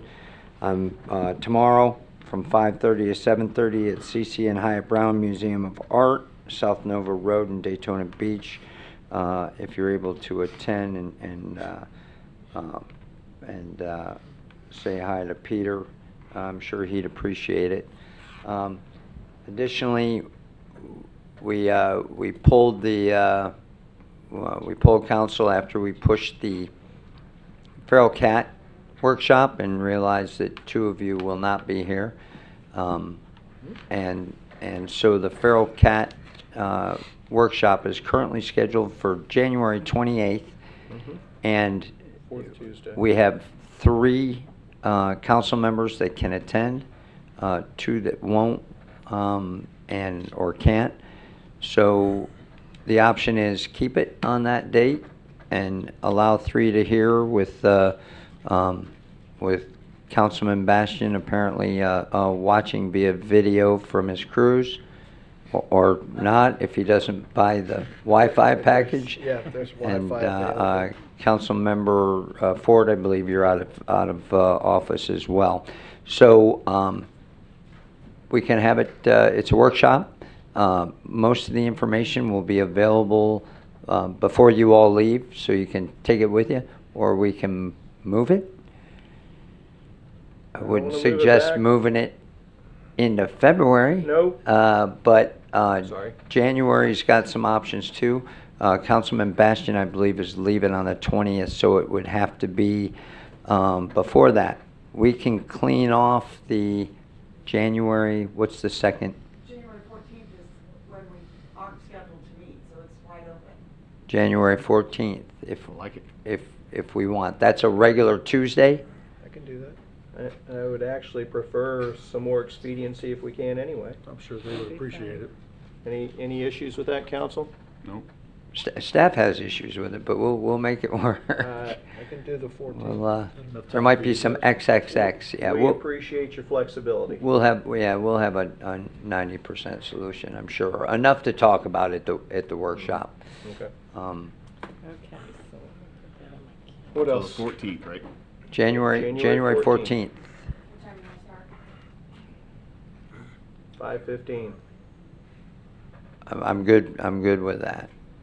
I'm like, it's gonna be a long night, and I think we need to start a little earlier. And Christine, we need to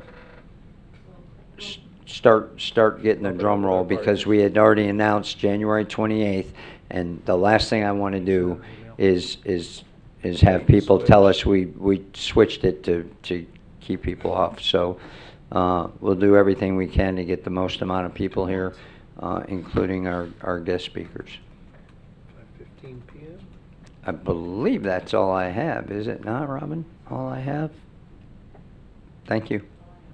Mayor, one quick thought on the, for Jake and for Matt, actually, on the dog dining ordinance. Can we, when it comes back, specifically make sure that it's addressed as to, we've got some plazas where there's restaurants in the plazas, but there's common outside seating areas where they can dine, but it's not necessarily linked specifically to the particular restaurant. So who draws the permit? Is it the plaza, or is it the particular? Yeah, I would. Yeah, Just but take a look at that and- my off the cuff would say the owner of the plaza, right? Yeah, But that's yeah, what I we'll would think too, we'll but find just out. maybe take a look. Yep. We got a few of those. Got it. The things that keep you up at night, Scott. Like City gnawing on a Council bone. committee reports. Art House. They met the last Monday in October, looked ahead for the plan for 2020, decided things are going well, and they're moving to bi-monthly meetings, and that's the big news. I'm sorry, they're moving to. But they currently have board meetings every month, but they're moving to bi-monthly. Yeah, we're meeting in January, so then it'll be March. It'll be the odd months. Okay. Odd numbered months. Chase, you've got some dates to tell us about with First Step, don't you? Yeah, real quick, you guys are all cordially invited and encouraged to come if you're available. December 11th, it's a Friday, 10 a.m. is our ribbon cutting. Looks like it is going to meet the deadline. Last I had heard, we had not received our CO yet, but that's not going to put us back. So yeah, if you can put it out on your dates, on your calendar, it'd be great to see everybody there. December 16th, that following Monday, is opening day. The latest discussion has been regards to the safe zone. That's was finally solidified as to what we're going to do. I was the lone vote to oppose the location of it. It's important that we have it, because when this was presented to us, we all remember that we were told that this was going to make us Pottinger compliant. That was the carrot stick that got us to bite. As well as it was for many other cities. So at first I was opposed to having a safe zone on site, because I just don't think it's smart to have to integrate those populations. But when we were informed that the shelter would not be Pottinger compliant without one, then we sort of had to bite the bullet, and to be good stewards and good business and honor the good faith of the cities, then we had to make that adjustment. The challenge part was the location of it. Where's it going to be? So this one, unfortunately, is going to be right out front. I understand this is what the security and the Daytona Beach officer that's kind of assigned to that area, that's what he recommended. They have a guard shack there. They can keep an eye on everybody. I didn't feel it was the proper location. I didn't think it was good for aesthetics. I didn't think it's good for anything, to be honest with you. I thought there was a better spot on the back, on the west end side of the building. Nevertheless, I was outvoted. But good news is, we do have something in place. But infrastructure is going to cost to put it in there. Security is going to cost to, Catholic Charities. They came back with $150,000 for a full-time security guard on there. I was adamantly opposed. Seemed every decision that was made regarding how to operate this. Nevertheless, that is what we're doing. The good news overall is we can fulfill the promises to the cities that cities will be Pottinger compliant now with participation with First Step. So now is the juggling act of trying to figure out how to make it work. I personally don't think it's going to be very well used. That's why I didn't feel that it warranted $150,000 a year on security for it. You know, basically the only folks that are going to be going there are folks that refuse to leave a park. I mean, that's the reality. They can go anywhere else, but those are the folks that it's designed for. I don't believe people are going to be choosing that. I think they'll just leave the park when they're asked. Which we're good with. Which is exactly what we want. So it gives that option. It fulfills that promise to the cities. But you know, I hope I'm proven wrong as far as the location of that. But financially, I think it's a bad investment for the location that we're going to do and the infrastructure that we're going to be put in place. But that is the direction that the board has decided to go. And the downside is also we're kind of put in a box because the city of Daytona retained the right to veto any proposed location that we may have. Understandably so. It is their city. They wanted to protect whether or not we'd see homeless folks walking up and down 92 and the aesthetic appeal of everything. But to my knowledge, they have signed off on this particular location, which again, I'm not in favor of. Is that property actually in the city limits of Daytona, or is that in unincorporated county? I thought the property was in unincorporated Volusia County. All those decisions were made prior to my arrival. I think the county may have given that land. Well, yeah, I knew that, but I didn't know if it was in They the did. city limits or if it's kind of like our Shuns Road where it's ours, but it's in the county. Well, now I think it's Daytona. Okay. Yeah. And it is their property, their building and everything. Councilor Trout, do they have a set number of beds for each city? And the other question I had is possibly the communication between shelter and police department to determine if there is availability. Good question. No, there's not a specific set number set aside for any city. It's 45 beds. The only number discussion was thrown out was with Flagler County jumped in, where they were requesting 15 beds. But that's, to my surprise, people are in favor of that down the road, which I can't understand for the life of me. I think that'd be a bad idea. Are they going to have a We make the dedicated? But that's capital not where we're investment having and right they- now. And they piggyback off it. Yeah. But for intake purposes, go ahead. Is that? Yeah, so the question was and this is mostly from an enforcement standpoint, are we going to have a call-in number that's going to be 24/7 man to be able to determine whether there is actual 24/7, you can take them to the safe zone, but intake into the program itself, there'll be, regular daytime hours. They'll not be admitting anyone into the shelter doors after hours. And no capacity issues about safe zone at all?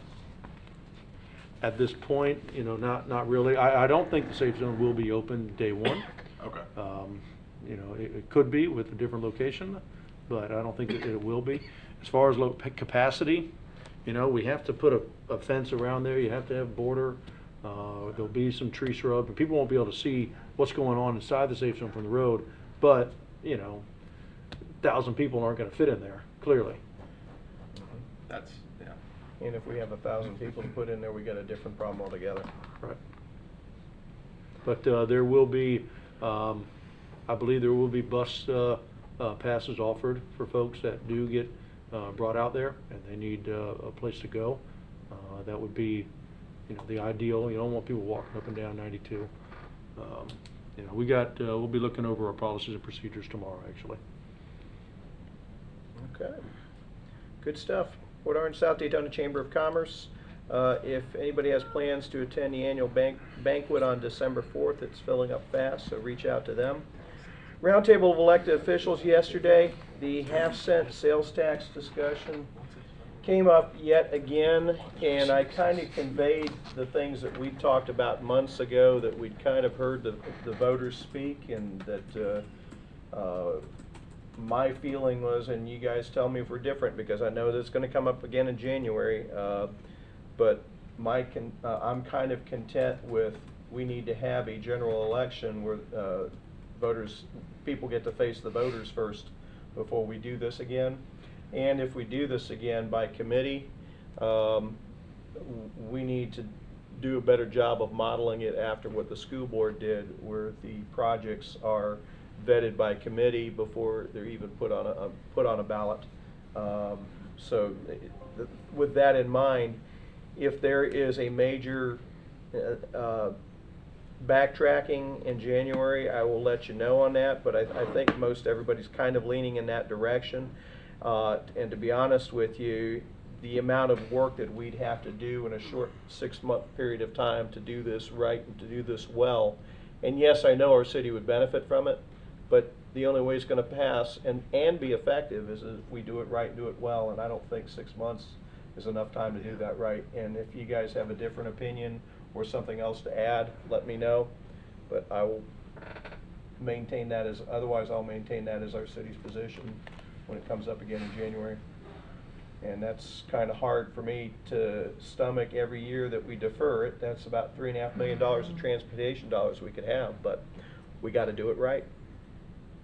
And that was that was the biggest part of Roundtable. The other part was Ormond Beach gave a presentation on plastic straws and something similar that we've already done. So unless there is more direction that we want to take on that, I kind of like our position of we're asking our businesses to take a look at the impact that they have on the environment in that regard. Is that it? If there is no other business that comes before, I have one thing. We tentatively said do the Feral Cat workshop on the 14th. I believe we're going to be in Tallahassee. January 13th and 14th. That's Way to why go, we're Drew. not gonna do it. So That's why I we just have wanted to nothing. bring that up before we committed to that. Oh, that's a pretty the good 14th thing to probably bring up. won't work. 13th? 13th we're in Tallahassee. That whole week is out. 13th and 14th we're there. we could go to Tallahassee a day later. We need to have the workshop in January. We cannot punt to Well, how February. about the 16th? On a Thursday. Coming back for that. Or in place of your January 7th meeting, regular meeting.